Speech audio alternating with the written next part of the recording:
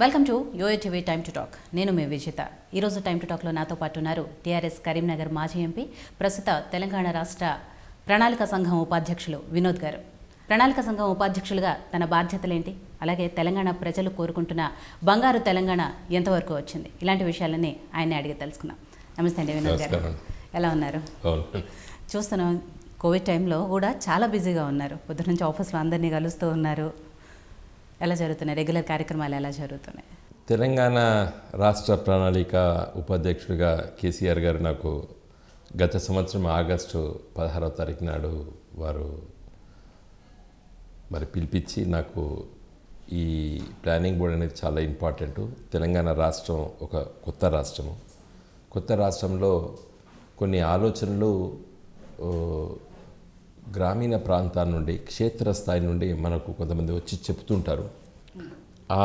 అవన్నీ కూడా నువ్వు ఆలోచించి నాకు తెలియజేస్తే బాగుంటుంది, ఇది చాలా ముఖ్యమైన పదవి అని చెప్పి నాకు వారు చెప్పడం జరిగింది. అదే సందర్భంలో ఏం చెప్పారు, ప్లానింగ్ బోర్డు వైస్ చైర్మన్ మన రాష్ట్ర క్యాబినెట్కి పర్మనెంట్ ఆహ్వానితుడు, గత ప్లానింగ్ బోర్డు వైస్ చైర్మన్గా ఉన్న నిరంజన్ రెడ్డి గారు కూడా ప్లానింగ్ బోర్డు వైస్ చైర్మన్గా క్యాబినెట్ సమావేశాలకు వచ్చేది. కాబట్టి నీకు సంపూర్ణమైన అవగాహన ఉంటుంది రాష్ట్ర వ్యాప్తంగా, కాబట్టి నువ్వు ఈ పదవి తప్పనిసరిగా తీసుకోవాలని చెప్పి వారు నాకు చెప్పడం జరిగింది. నేను అన్నా, నాకు అప్పుడే ఎన్నికలు అయిపోయినాయి, ప్రజలు తీర్పిచ్చారు, మరి ప్రజల తీర్పును మనము ఒప్పుకోక తప్పదు, కాబట్టి ఇప్పుడే ఎందుకు నాకు అని చెప్పి కూడా నేను చెప్పడం జరిగింది. తప్పనిసరిగా ఉండాలని చెప్పి వారు చెప్పడం, వెంటనే నేను మరి ప్రణాళిక ఉపాధ్యక్షుడిగా గత 1 ఇయర్, మొన్న ఆగస్ట్ 16కి 1 ఇయర్ అయిందండి. ఈ 1 ఇయర్లో సీఎం కేసీఆర్ గారు ఏదైతే చెప్పినరో అది నాకు కరెక్ట్ అనిపించింది. ఎందుకంటే ఇప్పుడు మీరు అన్నారు కదా, ఉదయం నుండి చాలామంది వచ్చిపోయారు. అంటే ఏదో సమస్య పైన, ఏదో ప్రతి విషయం పైన చెప్పడానికి ప్రయత్నం చేస్తుంటారు సామాన్య ప్రజలు, గ్రామీణ ప్రాంత రాజకీయ నాయకులు, సర్పంచ్లు, ఎంపీటీసీలు, జెడ్పీటీసీలు, ఎమ్మెల్యేస్, వీళ్ళంతా కూడా. కాబట్టి నాకు ఇది ఒక గొప్ప అనుభవంగా నేను భావిస్తున్నాను. నేను పార్లమెంట్ సభ్యుడిగా 10 సంవత్సరాలు పనిచేశాను. ఒకటి హన్మకొండ పార్లమెంట్ సభ్యుడిగా 5 సంవత్సరాలు, తర్వాత కరీంనగర్ పార్లమెంట్ సభ్యుడిగా 5 సంవత్సరాలు, తర్వాత ఉద్యమకాలంలో పట టీఆర్ఎస్ పార్టీలో మరి పార్టీ ప్రారంభించిన నాటి నుండి ఉద్యమ నేపథ్యంలో ప్రతిరోజు నేను రాజకీయాల్లో ఉన్నాను. కాబట్టి ఇది మాత్రం ఒక గొప్ప అనుభవంగా నేను అనుకుంటున్నాను. ఎందుకంటే క్యాబినెట్ మీటింగ్స్లో మంత్రులు వాళ్ళు, ఒక్కొక్క శాఖ మంత్రి సంపూర్ణంగా ఆ సమస్యల పట్లనే అతడు నిమగ్నమై ఉంటాడు. తన మినిస్ట్రీలో ఏం చేయాలి, ఏం ఆలోచన చేయాలి, ముఖ్యమంత్రి గారు హోల్గా చూస్తుంటారు. ఒక ప్రణాళిక ఉపాధ్యక్షుడు క్యాబినెట్ మీటింగ్స్లో కూర్చొని అన్ని సమస్యలను విని తనకున్న అభిప్రాయాలను కూడా చెప్పగలుగుతాడు. ఇది పండిత్ జవహర్లాల్ నెహ్రూ గారు ప్లానింగ్ కమిషన్ను ఢిల్లీలో పార్లమెంట్లో ఆ రోజు మరి ప్రకటించి 1952లో ప్లానింగ్ కమిషన్ ఏర్పాటు చేయడం జరిగింది. మనం చాలామంది ప్లానింగ్ కమిషన్ వైస్ చైర్మన్లు, ప్రణబ్ ముఖర్జీ గారు ఉండే, తర్వాత మన్మోహన్ సింగ్ గారు ఉండే, ఇట్లా చాలామంది గొప్ప గొప్ప మేధావులు ఉన్నారు, ఆర్థికవేత్తలు చాలామంది ఉన్నారు ప్రణాళిక సంఘ ఉపాధ్యక్షుడు ఢిల్లీలో. సో వాళ్ళు కూడా కేంద్ర క్యాబినెట్ సమావేశాలకు హాజరవుతుంటారు. కొన్ని సందర్భాల్లో కూడా ఆహ్వానితుడు హాజరవుతుంటారు, కొన్ని సందర్భాల్లో కూడా పిలవకుండా పోకపోవచ్చు. అయితే ఇది రాష్ట్రాల్లో పట అన్ని రాష్ట్రాలు ఇదే విధంగా ఉన్నదనేది నాకు అభిప్రాయం లేదు. కానీ తెలంగాణ రాష్ట్రం వచ్చిన తర్వాత కేసీఆర్ గారు చాలా స్పష్టంగా ప్లానింగ్ కమిషన్ ఉపాధ్యక్షుడిని క్యాబినెట్ మీటింగ్స్ పిలవాలని చెప్పి ఒక నిర్ణయం తీసుకున్నారు. ఆ నిర్ణయం చాలా మంచి నిర్ణయం. దానిలో భాగంగానే నాకు ఈరోజు ప్రజల సమస్యలన్నీ కూడా తెలుసుకొని వాటిని ఏ విధంగా ఆచరించాలి, ఏ విధంగా అమలు పరచాలనేది కూడా ప్రజల నుండి కూడా కొన్ని అభిప్రాయాలు వస్తాయి.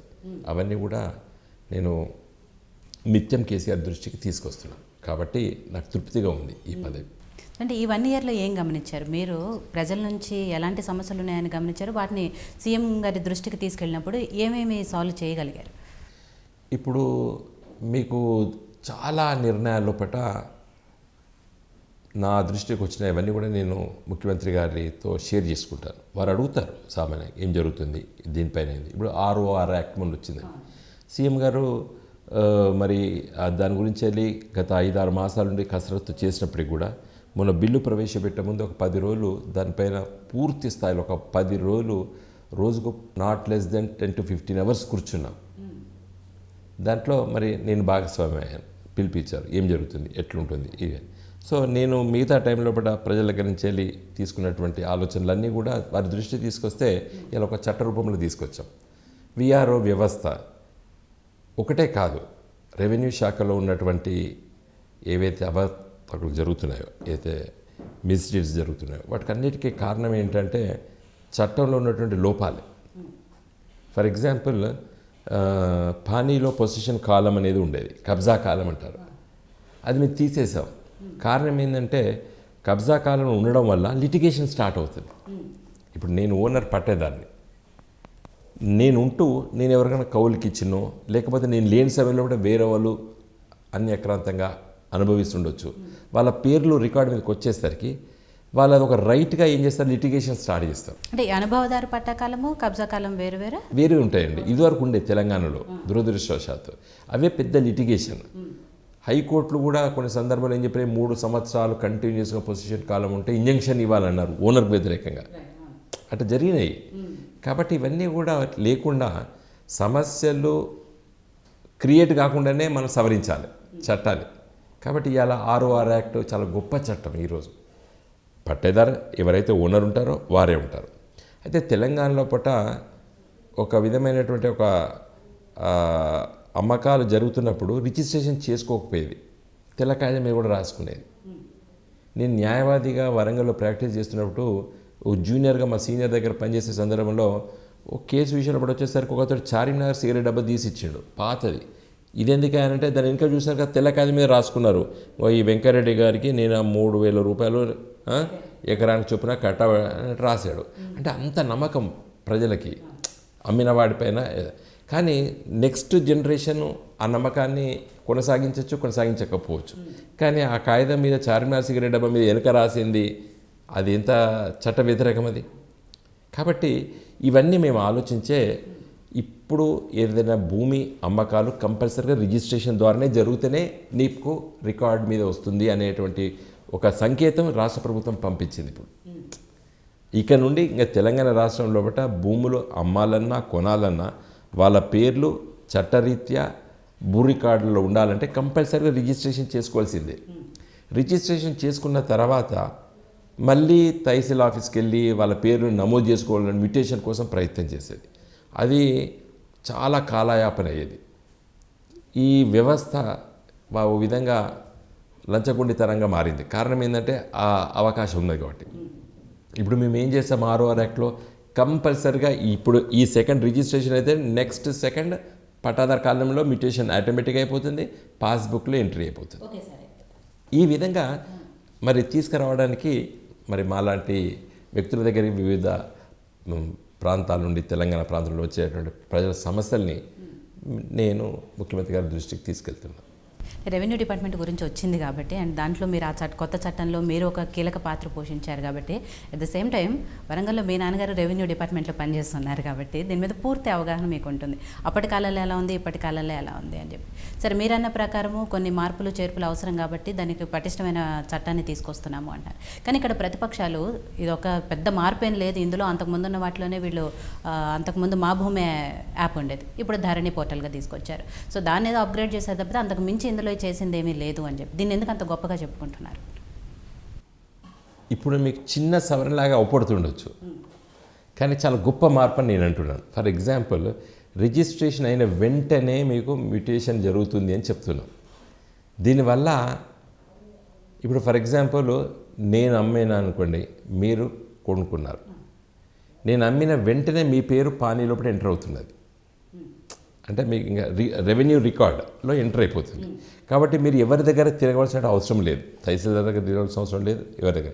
ఫర్ ఎగ్జాంపుల్ అది లేదనుకోండి, ఇదివరకు ఉండే అని అంటున్నారు కదా గత ప్రభుత్వాలు చేసేది, నేను అమ్మినాను మీరు కొనుక్కున్నారు, మీరు వెళ్ళి మీ రిజిస్టర్డ్ డాక్యుమెంట్ ఒక తహసీల్దార్ దగ్గరికి ఇస్తారు.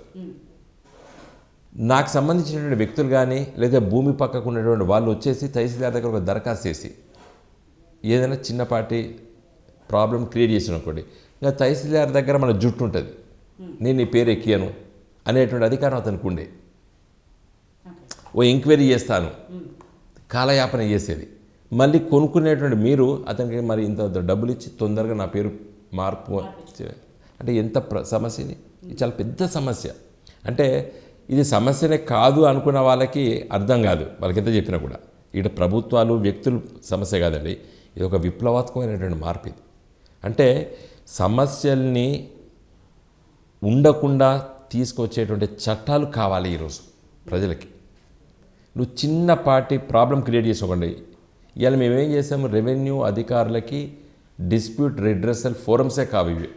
ఇప్పుడు తహసీల్దార్ దగ్గర, ఆర్డీఓ దగ్గర, జాయింట్ కలెక్టర్ దగ్గర ఈ 3 రెవెన్యూ కోర్ట్స్ ఉండేది. ఇప్పుడు తీసేసాం. ఇప్పుడు అంటే రెవెన్యూ కోర్ట్ ఏంటంటే ₹1 టికెట్ అంటించి ఒక తెల్లకాయ మీద రాసి తహసీల్దార్ దగ్గర ఇది వినోద్ కుమార్ భూమి కాదు అంటే అది ఇంకా అతడు నేను ఆయన చుట్టూ తిరగాలి, నేను తిరగాలి, వాళ్ళకి ఏందండి వేసి పడేయచ్చు.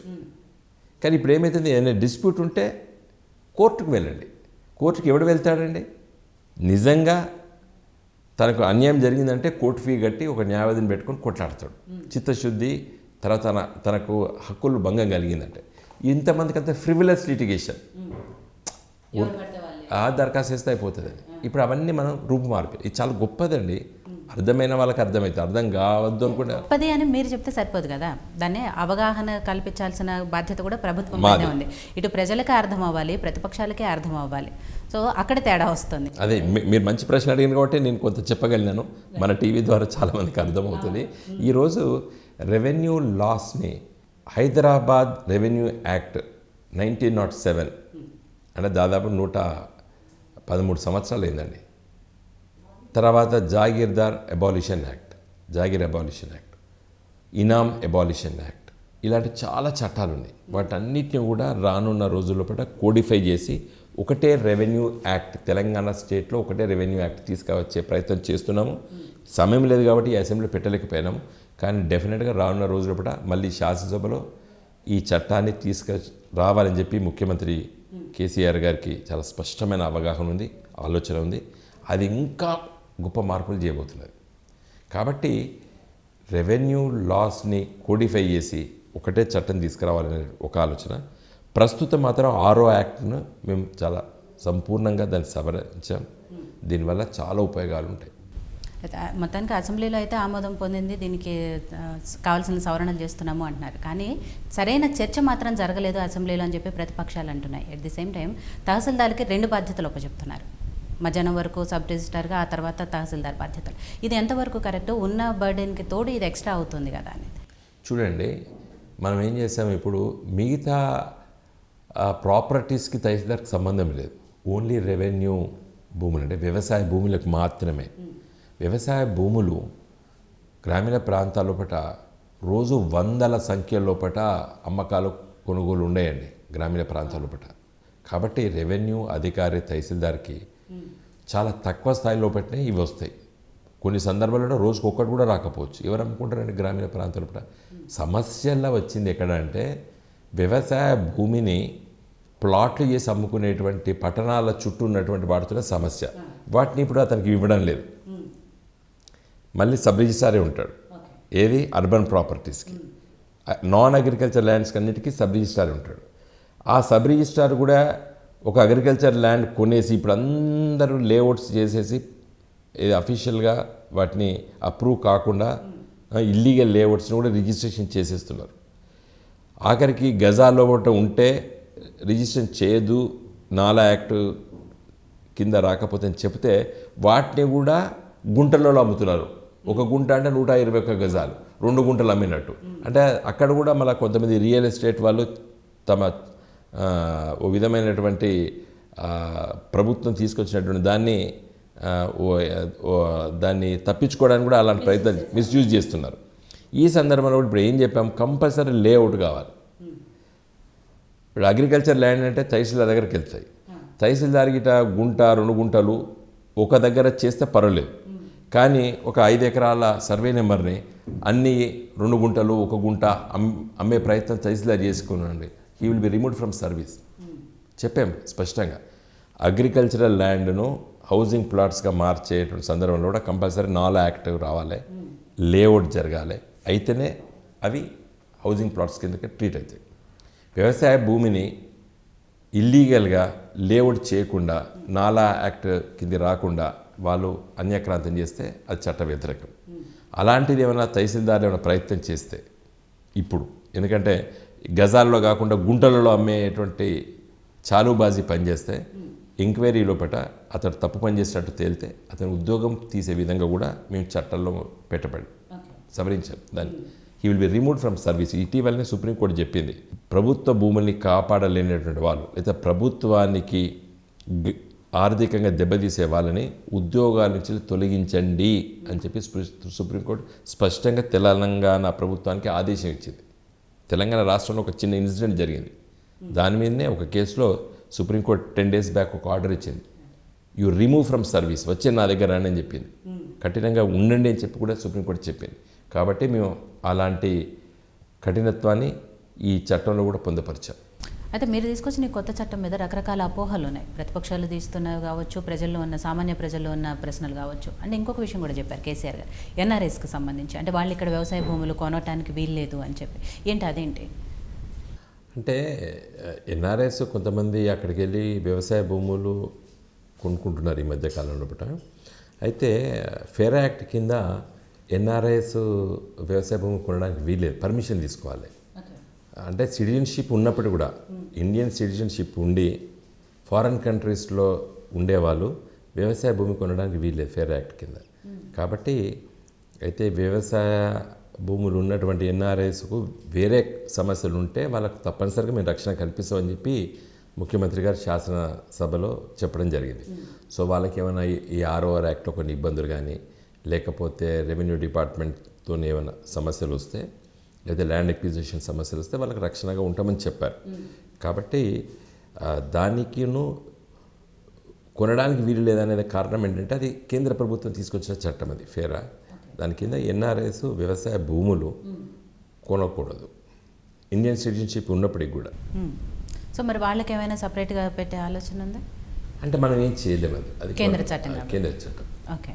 సో అట్లే వీఆర్ఓల్ని వీఆర్ఏ వ్యవస్థని రద్దు చేశారు. సో అది చేసినంత మాత్రాన అంటే కేసీఆర్ గారు ప్రతిసారి కూడా రెవెన్యూ శాఖలో అవినీతి పేరుకుపోయింది అని చెప్తున్నారు. కాబట్టి ఒక్క ఆ వ్యవస్థను రద్దు చేస్తేనే అవినీతి పోతుందా అని. ఎగ్జాక్ట్లీ మీరు అన్నట్టు ఒక వీఆర్ఓ వ్యవస్థ రద్దు చేయడం వల్ల అవినీతి మొత్తం పోతుంది అనుకోవడానికి వీల్లేదు. ఎందుకంటే ఈ బిల్లు పాస్ కావడానికి శాసనసభలో ఇంట్రడ్యూస్ చేసిన తెల్లారి మర్నాడు పెద్ద ఆఫీసర్సే లంచగొండితనంలో కూడా అరెస్ట్ కాబడ్డారు. ఒకరు అసిస్టెంట్ కలెక్టర్, ఇంకో దగ్గర ఆర్డీఓ, ఒక దగ్గర తహసీల్దార్. కాబట్టి అవినీతి కేవలం వీఆర్ఓలకే పరిమితమైంది అనుకోవడానికి అసలుకే వీల్లేదు. అవినీతి అనేది రెవెన్యూ డిపార్ట్మెంట్లో ఉంది. సమస్యను ఇంతకుముందు చెప్పాను కదండి, మనము వ్యక్తుల్ని ఒక్కొక్క వ్యక్తిని మార్చలేము. చట్టాల్లో పట్టినే అవినీతికి తావు లేకుండా చేయాలి, అది పాలకుల యొక్క బాధ్యత. కాబట్టి మేము ప్రయత్నం చేశాం. నేను ఇక్కడ ప్రతిపక్షాలను కూడా కోరుతున్నాను, మీకేమైనా మంచి సూచనలు ఉంటే చేయొచ్చు. ఇట్ ఈస్ నాట్ ఏది స్టాట్యూట్ కెన్ బి అమెండెడ్. సూచనలు తీసుకున్నారా? అసెంబ్లీలో మాకు టైం వేసలేరు, ఎందుకు మైక్ అందరికి ఇచ్చినాం, మాట్లాడారు. బయట కూడా మాట్లాడచ్చు, లిఖితపూర్వకంగా కూడా లేఖ రాయొచ్చు. ఈరోజు కూడా రాయమని చెప్పండి. ఏ ప్రతిపక్ష పార్టీకి ఏదైనా మంచి సూచన చేయదలుచుకుంటే ఇప్పుడు రూల్స్ ఫ్రేమ్ చేయాలండి. రూల్స్ ఫ్రేమ్ చేసినప్పుడు చాలా తీసుకురావచ్చు, ఏదైనా చిన్న చిన్న సమస్యలు ఉన్నట్టయితే. నా దృష్టికి విఆర్ఓ సంఘం కూడా కొన్ని దృష్టికి తీసుకొచ్చింది. ఎందుకంటే వాళ్ళు దాంట్లో తెలుసుకోవటం ఏమేమి తప్పులు జరుగుతాయో తెలుసు. వాళ్ళు కూడా నాకు తీసుకొస్తే నేను సంబంధిత అధికారులకు దాన్ని పాస్ ఆన్ చేశాను. కొంతమంది సబ్ రిజిస్టర్ ఆఫీసర్ ఉన్న వాళ్ళు కూడా నాకు కొన్ని సూచనలు చేశారు, అవి కూడా పంపించడం జరిగింది. తర్వాత క్షేత్రస్థాయిలో కొంచెం చురుకైనటువంటి రాజకీయ నాయకులు కూడా నాకు కొన్ని తీసుకురావడం జరిగింది, అవి కూడా మేము ఆలోచన చేస్తున్నాం. రూల్స్ ఫ్రేమ్ చేసినప్పుడు చేయొచ్చు. అంత గొప్ప ఆలోచన ఉంటే చట్టాన్ని కూడా సవరించవచ్చు. ప్రతిపక్షాలకు అంత ఇంట్రెస్ట్ ఉండి ఈ సెక్షన్లో ఇది బాగాలేదని చెప్పమనండి కదా, ఊరికే అనడం కాదు కదా. ఇలా కాంగ్రెస్ పార్టీ కానీ, బీజేపీ పార్టీ కానీ, మిగతా కమ్యూనిస్ట్ పార్టీలు కానీ ఏదైనా మంచి సూచన చేయదలుచుకుంటే ఇన్ రైటింగ్ సీఎం గారికి రాయమని చెప్పండి, because he's the revenue minister. ప్రెస్లో చెప్పమని చెప్పండి, ఈ సెక్షను ఈ క్లాజు బాగాలేదు, దీన్ని సవరించండి అని చెప్పమనండి. ఇప్పుడు కూడా చేయొచ్చు, ఏముందండి, ఆర్డినెన్స్ ద్వారా కూడా చేయొచ్చు. అంత గొప్ప సూచన అయితే ఈరోజు ఈ చట్టాన్ని గవర్నర్ ఆమోదించిన తర్వాత రాష్ట్ర ప్రభుత్వం చేయొచ్చు. మేమేమి వాళ్ళను వదలడం లేదే, ప్రెస్ ద్వారా చెప్పండి. ఊరికే ఒక ఆరోపణ చేయాలని చేయడం కాదండి, దీన్ని చాలా గొప్పగా కసరత్తు చేయడం జరిగింది. రెవెన్యూ లాస్ అన్ని కోడిఫై చేయాలని చెప్పి కూడా మేము మొత్తం దాదాపు 80-90% చేశాము. కానీ సీఎం గారు సాటిస్ఫై కాలేదు కాబట్టి ఆ బిల్లు పెట్టలేదు. అన్ని revenue laws, Hyderabad land revenue act, తర్వాత ఇది Inam abolition act, Jagir abolition act, ఇలాంటి చాలా చట్టాలు ఉన్నాయి. వాటన్నిటిని కూడా మేము ఒక కోడిఫై చేయడానికి ప్రయత్నం చేసాము, డ్రాఫ్ట్ తయారు చేసాం. కానీ సీఎం గారు నేను లైన్ బై లైన్ చూసే సందర్భంలో టైం లేదు కాబట్టి నెక్స్ట్ అసెంబ్లీలో పెడతామన్నారు. కాబట్టి we're ready to hear anybody, వినడానికి మేము. సో అట్లా ఇందాక మనం అనుకున్నట్టు అవినీతి ఒక వీఆర్ఓ స్థాయిలోనే లేదు, ఎంఆర్ఓ, ఆర్డీఓ వీళ్ళ స్థాయిలోనే, పై స్థాయిలో ఎక్కువగా ఉంది. అటువంటప్పుడు ఈ కొత్త చట్టం ద్వారా వాళ్ళు మళ్ళీ అంటే అవినీతి వాళ్ళ స్థాయిలో ఎంతవరకు ఆగిపోతుంది? అసలు వాళ్ళకు అధికారాలు లేకుండా లేవు కదండి. ROR యాక్ట్ ప్రకారంగా, కొత్త ROR యాక్ట్ ప్రకారంగా ఇదివరకు ఆర్డీఓ ఒక అపెలేట్ అథారిటీ ఉండే, ఆర్డీఓ ఆర్డర్ మీద జాయింట్ కలెక్టర్ ఒక అపెలేట్ అథారిటీ ఉండే. తర్వాత వీళ్ళకు అన్నీ కూడా ఈ ఎంట్రీస్ వాళ్ళకి అధికారం ఉండే. ఇలా వాళ్ళకి ఎంట్రీ చేసే అధికారమే లేదు, రెవెన్యూ రికార్డు ముట్టుకునే అధికారమే లేదు. అది తెలంగాణ స్టేట్ టెక్నాలజికల్ సర్వీసెస్ వాళ్ళ దగ్గరనే ఉంటుంది, ఏ ధరణి పోర్టల్. కాబట్టి వాళ్ళు ఒక జనరల్ ధరణి పోర్టల్ ఎవరు చూస్తున్నారు? అదే మన డిపార్ట్మెంట్, దానికి సెపరేట్ డిపార్ట్మెంట్ ఉంది, వాళ్ళే ఇట్ ఈస్. మన అసెంబ్లీలో ప్రతిపక్షంలో ఎవరైతే క్వశ్చన్ మెయిన్గా అదే ధరణి పోర్టల్ ఎవరు చూస్తున్నారు? అదే తెలంగాణ స్టేట్ టెక్నాలజికల్ సర్వీసెస్ వాళ్ళు, it is under their custody. Of course ultimately collector, revenue డిపార్ట్మెంటే ఉంటుంది, కానీ రోజు హ్యాండిల్ చేసేది వాళ్ళు. తర్వాత దాంట్లో ఒక కాలం బ్యాంకర్స్కి పెట్టాం. ఫర్ ఎగ్జాంపుల్ ఒక ల్యాండ్ యజమాని, ఒక భూ యజమాని ఒక భూమి ఒక బ్యాంక్ దగ్గర అప్పు తీసుకున్నాడు అనుకోండి, కొలెటరల్ సెక్యూరిటీ ఎంట్రీ చేసుకోవచ్చు. అది ఆ ఒక్క కాలంకే బ్యాంక్కి అనుమతి ఇస్తుంది పోర్టల్. ఆయన వేరే ముట్టుకోవడానికి వీలేదు, యాక్సెప్ట్ చేయదు. కేవలము ఆ బ్యాంక్ కాలం లోపల ఛార్జ్డ్, ఈయనే మాకు ఈక్విటబుల్ మార్టిగేజ్ పెట్టాడు. ఇదివరకు ఏంటంటే పాస్బుక్లు తీసుకునేది, ఇప్పుడు పాస్బుక్లు ఇవ్వవలసిన అవసరమే లేదు. ఎందుకంటే ధరణి పోర్టల్ లోపలనే ఆ కాలంలో ఆన్లైన్ ఎంట్రీ చేసుకోవచ్చు. ఫర్ ఎగ్జాంపుల్ ఈక్విటబుల్ మార్టిగేజ్ కాకుండా జనరల్ మార్టిగేజ్ చేసినకోండి, రిజిస్ట్రేషన్ మార్టిగేజ్ చేసింది అనుకోండి ప్రాపర్టీని మొత్తం, అప్పుడు అదే ఎంట్రీ చేసేస్తుంది. ఆయన లోన్ రీపేమెంట్ అయిన తర్వాత మళ్ళీ పేమెంట్ చేసేయండు, ఈరోజు మేము మార్టిగేజ్ని క్లియర్ చేసాము అని చెప్పి కూడా మళ్ళీ ఎంట్రీ అవుతుంది. సో ఒక భూమి అమ్మేటప్పుడు కొనేవాడికి ఆ భూమి యొక్క చరిత్ర మొత్తం కూడా తెలిసిపోతుంది. ఎక్కడున్నా కూడా, ప్రపంచంలో ఎక్కడున్నా కూడా ఆ పోర్టల్ ఓపెన్ చేసి చూసుకోవచ్చు అనే చెప్తాను. అది అఫ్కోర్స్ చాలా చూసుకోవచ్చు, ఇప్పుడు గొప్ప ఏం కాదు అనుకోండి. సరే, మీరు చేసిన చట్టం ఏమో చాలా గొప్ప చట్టము, అద్భుతమైన చట్టం అని మీరు చెప్తున్నారు. కానీ కేంద్రం తెచ్చిన విద్యుత్ బిల్లు, కొత్త ఎలక్ట్రిసిటీ బిల్ ఏదైతే ఉందో అది మాత్రం ఒక రాక్షస చట్టం అని చెప్పి చెప్తున్నారు. అసెంబ్లీలో అదే మాట్లాడుతున్నారు కేసీఆర్. ఏంటి ఎలక్ట్రిసిటీ బిల్లు మీకున్న అభ్యంతరాలు ఏంటి? అంటే ఎలక్ట్రిసిటీ బిల్లు పట్ల కంపల్సరీగా మీరు ప్రతి రైతు ఎలక్ట్రిసిటీ బిల్లు పే చేయాలని, అవసరం ఉంటే మీరు డబ్బులు అతనికి ఇవ్వండి, కానీ పేమెంట్ మాత్రం చేపియండి అంటున్నారు. ఇట్లా ఇప్పుడు ఫిక్సేషన్ ఆఫ్ టారిఫ్, అది electricity regulatory authority, state government ఒక నామినేషన్ ఇదివరకు ఉండేది, దాంట్లో ఇప్పుడు వాళ్ళే మేము నియమిస్తామంటున్నారు. సో ఈ రాష్ట్రం లోపల, తెలంగాణ రాష్ట్రం లోపల కరెంటు రైతుకి చాలా ముఖ్యం. ఆంధ్రప్రదేశ్లో కాకపోవచ్చు, కృష్ణా జిల్లాలో కాకపోవచ్చు, ఎందుకంటే కృష్ణా జిల్లాలో బోరు బావులు ఉండవు, ఎందుకంటే అక్కడ కాలువల ద్వారా నీళ్ళు వస్తాయి. ఇక్కడ రైతుకు కంపల్సరీగా బోరు అనేది కంపల్సరీ. సరే, ఇప్పుడు మన తెలంగాణలో గోదావరి నీళ్ళనే ఎత్తిపోతల పథకం ద్వారా పవర్తోనే, ఎలక్ట్రిసిటీతోనే మనం లిఫ్ట్ చేయవలసి వస్తుంది. కాబట్టి అంత విద్యుత్ ఖర్చు రాష్ట్ర ప్రభుత్వము తన ఆధీనంలో ఉండాలి, ఏది టారిఫ్ ఫిక్సేషన్స్ అయ్యేది. ఇలాంటివన్నీ కూడా రాష్ట్ర ప్రభుత్వాలకు ఉన్నటువంటి ఈ ఫెడరల్ వ్యవస్థల పట్ల వాళ్ళు దాన్ని హరించడానికి ప్రయత్నం చేసేటువంటి ఒక బిల్ అది, ఎలక్ట్రిసిటీ బిల్. కాబట్టి తెలంగాణ రాష్ట్ర ప్రభుత్వం అపోజ్ చేస్తుంది. ఈ మధ్యకాలంలో ఎందుకు టీఆర్ఎస్ ప్రభుత్వము కేంద్రం మీద ప్రతి విషయంలోనూ కొట్లాటకు వస్తుంది అనుకోవాలి. ఎందుకంటే జిఎస్టీ బిల్లుకు సంబంధించి అదే మాట్లాడారు. అండ్ అక్కడ నుంచి రావాల్సిన నిధులు రావట్లేదు అని చెప్తున్నారు. ఇప్పుడు ఎలక్ట్రిసిటీ బిల్లు అదే చెప్తున్నారు. ఇంతకుముందు కేంద్రం తీసుకొచ్చిన ప్రతి చట్టానికి టీఆర్ఎస్ ప్రభుత్వం ముందుండి మద్దతు తెలిపిన సందర్భాలు చూసాము. జిఎస్టీ బిల్లుకి ఫస్ట్ మద్దతు తెలిపింది టీఆర్ఎస్ ప్రభుత్వం. ఇప్పుడు ఎందుకు అలా మాట్లాడుతుంది? మేము ఆ రోజే చెప్పామండి.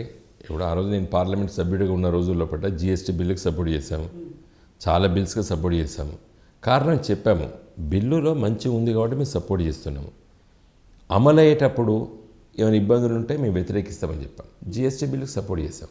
కానీ అలా జిఎస్టీ బిల్లులో పాటు ఉన్నటువంటి స్ఫూర్తి ఏదైతే ఇచ్చిందో, ఏదైతే రాష్ట్ర ప్రభుత్వాలకి తన వాటా సరిపడ వాటా రాకపోతే ఆ రాష్ట్రానికి కేంద్ర ప్రభుత్వము దాన్ని కంపెన్సేట్ చేస్తుంది అని రాసుకున్నామని ఈరోజు ఎగ్గొడుతున్నారు మరి కేంద్ర ప్రభుత్వం. మరి రాసుకున్నది అమలు పరచాలి కదా. మీరు అప్పు తీసుకొచ్చుకున్నామని చెప్తున్నారు. అప్పు మేమెందుకు తీసుకోవాలి, రాష్ట్రాలు ఎందుకు తీసుకోవాలి? మీరే అప్పు తీసుకోండి, ఎందుకంటే అది మీ బాధ్యత కట్టవలసింది రాష్ట్రాలకి.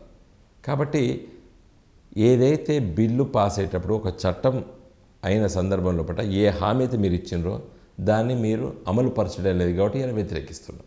జిఎస్టీ విషయంలోకి వచ్చేసరికి ఇదే విధంగా ఇష్యూ టు ఇష్యూయే మేము మాట్లాడుతున్నాం.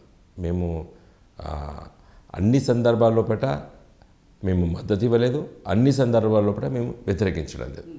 ఇష్యూ టు ఇష్యూ తెలంగాణ రాష్ట్ర ప్రభుత్వము, మా పార్టీ టీఆర్ఎస్ పార్టీ పార్లమెంట్లో ఆ విధంగా తన ప్రవర్తన తెలియజేసింది, అదే కొనసాగిస్తున్నది. సో ఇప్పుడు ప్రస్తుతం ఈ రాజకీయాలు ఇవన్నీ పక్కన పెడితే ఒకసారి మీ బ్యాక్గ్రౌండ్కి వెళ్దాము. ఇలా వరంగల్లో పుట్టిన మీరు, అంటే అఫ్కోర్స్ పుట్టింది కరీంనగర్ అయినప్పటికీ మీ నాన్నగారిది వరంగల్. వరంగల్లో నుంచి ఆ ప్రస్థానం ఎలా ఇవాళ ఈ స్థాయి వరకు ప్రస్థానం ఒకసారి రికలెక్ట్ చేసుకుంటే ఏం చెప్తారు? నేను పుట్టింది కరీంనగర్లో. మా తల్లి వైపు నుండి ఉన్నటువంటి కుటుంబము రాజకీయ కుటుంబం.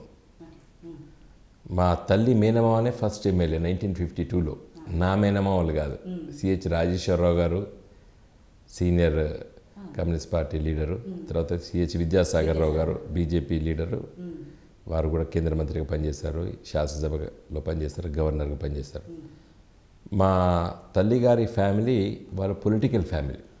స్వాతంత్ర ఉద్యమంలో పట్ల వాళ్ళ అన్నదమ్ములు, ఇంకోరు హనుమంతరావు గారు, వెంకటేశ్వరరావు గారు, వీళ్ళందరూ కూడా ఆ రోజుల్లో పట్ల హనుమంతరావు గారు అయితే గొప్ప ఆర్థికవేత్త. వారు కూడా జైలు జీవితాన్ని అనుభవించారు, జాల్నా జైలు పట్ల.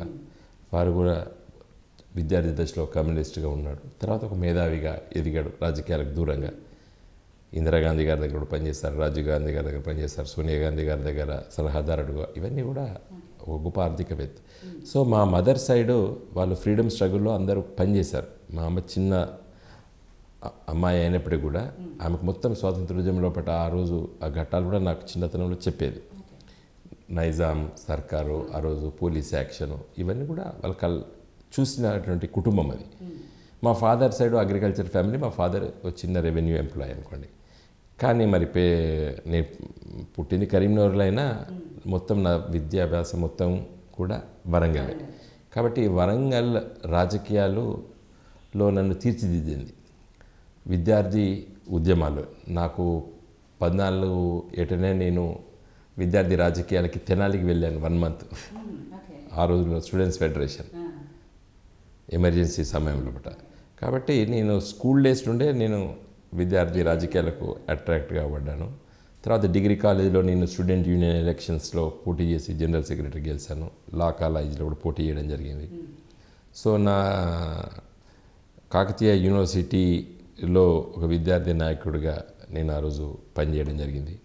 కాబట్టి వామపక్ష రాజకీయాలులో ఉన్నటువంటి విద్యార్థి సంఘాల్లో పనిచేస్తూ అటు మావోయిస్టు రాజకీయాలు కూడా మా చుట్టూ ఉండడం జరిగింది. ఈరోజు పొలిట్ బ్యూరోలో పనిచేసే వాళ్ళు కూడా అప్పుడు నాకంటే 1-2 ఇయర్స్ సీనియర్స్ ఉన్నారు, నాకంటే 1-2 ఇయర్ జూనియర్స్ కూడా ఉన్నారు. కాబట్టి వాళ్ళందరినీ కూడా ఆ రోజు చూసాం మేము. ఇటువైపు ఆర్ఎస్ఎస్ వాళ్ళకి సంబంధించినటువంటి ఏబీవీపీ అవి కూడా చూసాం. సో మొత్తం తెలంగాణ రాష్ట్రంలో Osmania university, Kakatiya university, 2 universities ఉండేది ఆ రోజులలో. ఇవి 2 కూడా స్టూడెంట్ పాలిటిక్స్కి హాట్ బెడ్, పునాది.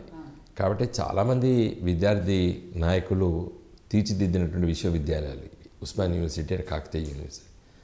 మరి నేనైతే కాకతీయ విశ్వవిద్యాలయం ప్రోడక్ట్గా ఆ రోజులలో విన్ అయ్యి ఇలా అమలు కావడానికి నా వంతు కర్తవ్యాన్ని నేను నిర్వహిస్తున్నా.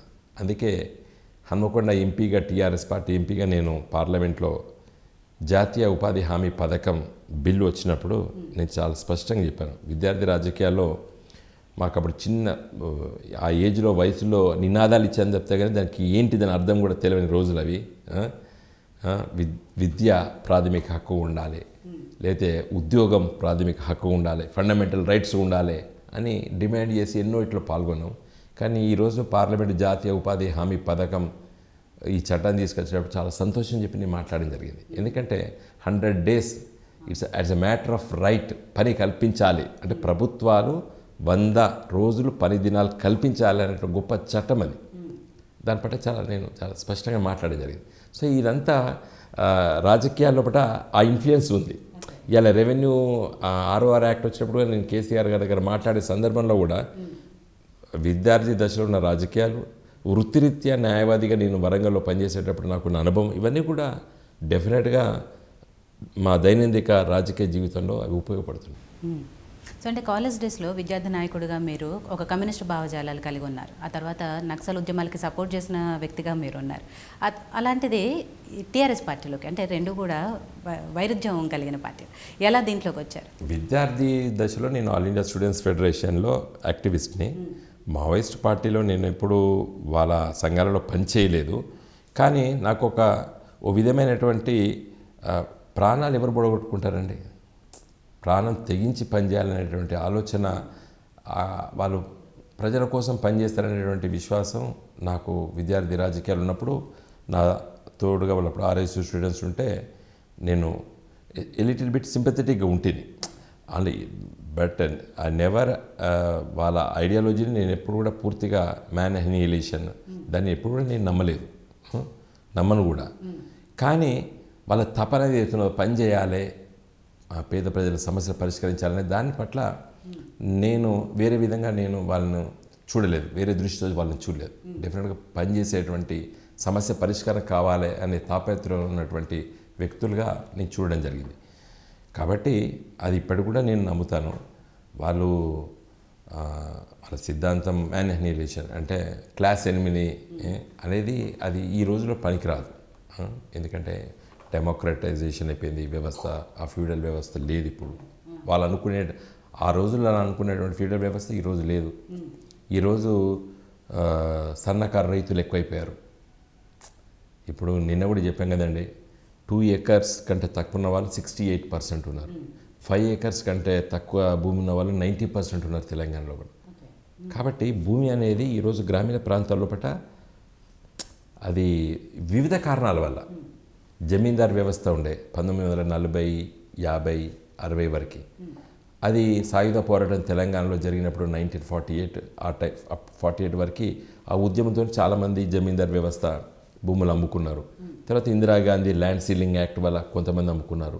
తర్వాత వామపక్ష తీవ్రవాద ఉద్యమాలు, నక్సలైట్ ఉద్యమం అనుకోండి, దానివల్ల కూడా కొంతమంది గ్రామీణ ప్రాంతాల్లో భూములు అమ్ముకున్నారు, వదిలిపెట్టుకున్నారు. ఇట్లా జరిగింది ఏదో కారణాల వల్ల, వివిధ కారణాల వల్ల. ఈ కారణం ఆ కారణం ఇది ఒక్క కారణం వల్లే చెప్పకుండా ఇన్ని కారణాల వల్ల భూమి అనేది క్షేత్రస్థాయిలో చిన్న సన్నకారు రైతులు ఈరోజు గ్రామీణ ప్రాంతాల్లో ఉన్నారు. కాబట్టి అక్కడ వ్యవస్థ ఆ విధంగా మారుతున్నది. కాబట్టి ఈ సందర్భం లోపల వాళ్ళ సమస్యలు తీసుకొని పనిచేయాలి అనేటువంటి ఆలోచనతోని ఉన్న రోజులలో తెలంగాణ ప్రాంతానికి అన్యాయం జరుగుతుంది, తెలంగాణ ప్రాంతానికి నీళ్లు రావడం లేదు, అందుకే తెలంగాణలో ఆత్మహత్యలు జరుగుతున్నాయి. లేట్ 90s నేను వరంగల్లో ప్రాక్టీస్ చేస్తున్నప్పుడు సోనియా గాంధీ గారు కూడా వచ్చారు వరంగల్కి, ఏది సూసైడ్స్ జరుగుతున్న సందర్భంలో పరకాల ప్రాంతాల్లో. సో తెలంగాణలో పట్ల గ్రామీణ ప్రాంతాల్లో పట్ల ఆత్మహత్యలు, రైతాంగం అలజడి ఉన్న రోజుల్లో పట్ల తెలంగాణ సమస్యలకి పరిష్కారము మన నీళ్లు మనకు కావాలి అనేటువంటి ఆలోచనతోని మేధావి వర్గం ముఖ్యంగా వరంగల్లో ప్రొఫెసర్ జయశంకర్ గారు, బియ్యాల జనార్దన్ రావు గారు ప్రొఫెసర్, ఇలాంటి వాళ్ళు మీటింగ్లు పెడితే మేము హాజరయ్యేది. ఆ సందర్భంలో పెట్టే ఒక రాజకీయ నాయకుడు కేసీఆర్ గారు మరి తెలంగాణ రైతుల సమస్యలు తీసుకొని కొన్ని విషయాలపైన తెలంగాణ ఉద్యమం చేపట్టాలని చెప్పి ఆలోచన చేసే సందర్భంలో నేను కూడా వారితో చర్చించడం జరిగింది. ఆ చర్చల్లో పాల్గొన్న కొంతమందిలో నేను ఒకని. ఆ విధంగా చర్చించుకుంటూ పోయి ఒక సంవత్సరం కాలం తర్వాత టీఆర్ఎస్ పార్టీని ఆవిష్కరించాము 2001 ఏప్రిల్ 27వ తారీఖు. దాదాపు లేట్ 99 ఎర్లీ 2000 నుంచి వెళ్ళి మేము మెల్లమెల్లగా ఇటువైపు రాజకీయాలు వచ్చేసరికి ఒక సెపరేట్ స్టేట్ హుడ్ మూమెంట్కి ఒకటే ఇష్యూతో పనిచేయాలి. కాబట్టి నేను ఇంతకుముందు మీరు చెప్పినటువంటి రాజకీయాలు, నేను కమ్యూనిస్ట్ పార్టీకి రాజీనామా చేయలేదు, లేదా వాళ్ళు నన్ను బహిష్కరించలేదు, నేను మెంబర్షిప్ రెన్యూ చేయలేదు ఒక 2 years. సో అట్లా డ్రిఫ్ట్ అయి టీఆర్ఎస్ పార్టీ ఆవిష్కరించారు. ఓకే, చాలా న్యాయవాదిగా ఉన్న మీరు ఉద్యమంలో పాల్గొన్నారు, టీఆర్ఎస్ పార్టీలోకి వచ్చారు. ఏ ఆశయాలతో అయితే వచ్చారో పార్టీలో అవి నెరవేరుతున్నాయా ఇప్పుడు? 100% అండి. ఎందుకంటే 2001లో మేము పార్టీ పెట్టినప్పుడు ఆ రోజు తెలంగాణ సాధించడమే ఏకైక లక్ష్యం అది.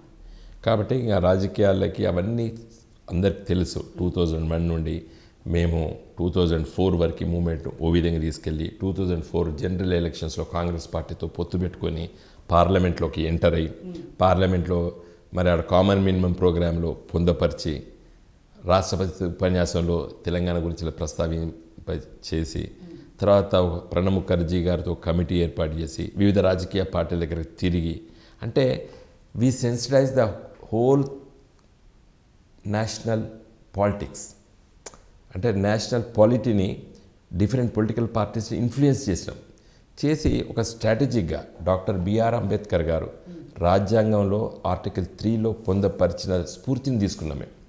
అంటే అల్టిమేట్లీ పార్లమెంటు బిల్లు పాస్ చేయాలి. పార్లమెంటు బిల్లు పాస్ చేయాలంటే తెలంగాణ ప్రాంతంలో 17 మంది ఎంపీలు మాత్రమే ఉంటారు. ఈ 17 మంది ఎంపీలతో పార్లమెంటు బిల్లు పాస్ అవుతుందా? కాదు. కారణం అన్ని రాజకీయ పార్టీలకు కూడగట్టాలి. కాబట్టి ఒక పెద్ద మహాయజ్ఞం చేస్తాం మేము 2004 నుండి 2009 వరకు. దాంట్లో వివిధ 32 రాజకీయ పార్టీలను ఒప్పించి లిఖితపూర్వకంగా లేఖలు రాపించి ప్రణబ్ ముఖర్జీ గారికి ఇప్పించడం జరిగింది.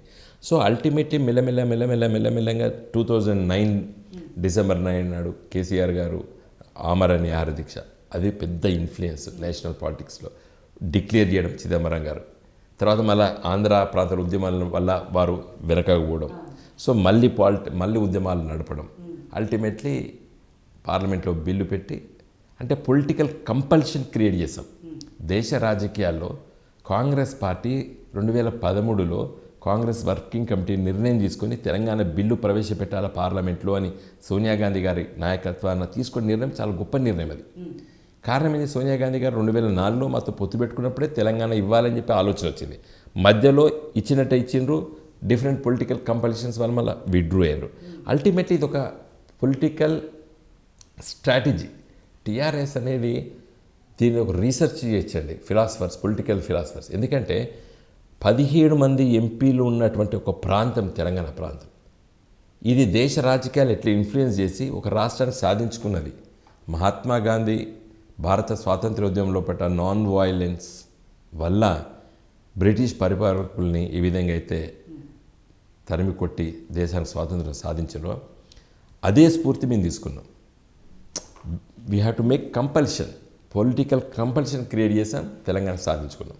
దిస్ ఈజ్ ఫస్ట్ పార్ట్ అండి. Second part most important. మీరు తృప్తిగా ఉన్నారా అని అడిగారు. ఎస్, 100% తృప్తిగా ఉన్నాం. ఎందుకంటే నేనే కాదు, టీఆర్ఎస్ వ్యక్తే కాదు, మీరు ఎవరిని అడగండి తెలంగాణ పట్ల 2014లో కరెంటు రావాలంటే రాకపోయేది. తెలంగాణ గ్రామీణ ప్రాంతాల పట్ల కరెక్ట్గా 2 గంటలు కరెంటు ఇప్పుడు ఉండకపోయేది. 9 గంటల కరెంటు ఇస్తామని చెప్పి కాంగ్రెస్ పార్టీ చెప్పినా కూడా 9 గంటలు కంటిన్యూస్గా ఎప్పుడూ ఇవ్వలేదు, వచ్చుకుంటూ పోయేది. కానీ తెలంగాణ వచ్చిన తర్వాత తెలంగాణ రాష్ట్ర ప్రభుత్వం తీసుకున్నటువంటి కీలకమైన నిర్ణయాల వల్ల ఇలా 9 గంటలు కరెంట్ ఇచ్చినాం కొన్ని మాసాలు, తర్వాత 12 గంటలకు పెంచినాం, ఒక సంవత్సరం లోపే దాన్ని 24 గంటలు కరెంట్ ఇచ్చాం. ఇలా తెలంగాణ ప్రాంతం లోపల ఒక్క సెకండ్ కూడా కరెంటు పోవడం లేదు. కనురేప ఆరిపోయేంత సమయం కూడా కరెంటు పోవడం లేదు ఇలా తెలంగాణలో. ఇలా ఇప్పుడు పుట్టినటువంటి తెలంగాణలో పిల్లలకి కరెంటు పోతుందని కూడా తెలియదు వాళ్ళకి. ఎందుకంటే వాళ్ళు పుట్టిన పంచులు కరెంటు పోతలేదు. ఇలా 4-5 సంవత్సరాల పిల్లలకి కరెంటు పోతుంది అనేది వాళ్ళకి తెలియదు, ఎందుకంటే కరెంటు పోవడం లేదు. సో ఇది చాలా గొప్ప విజయం అది.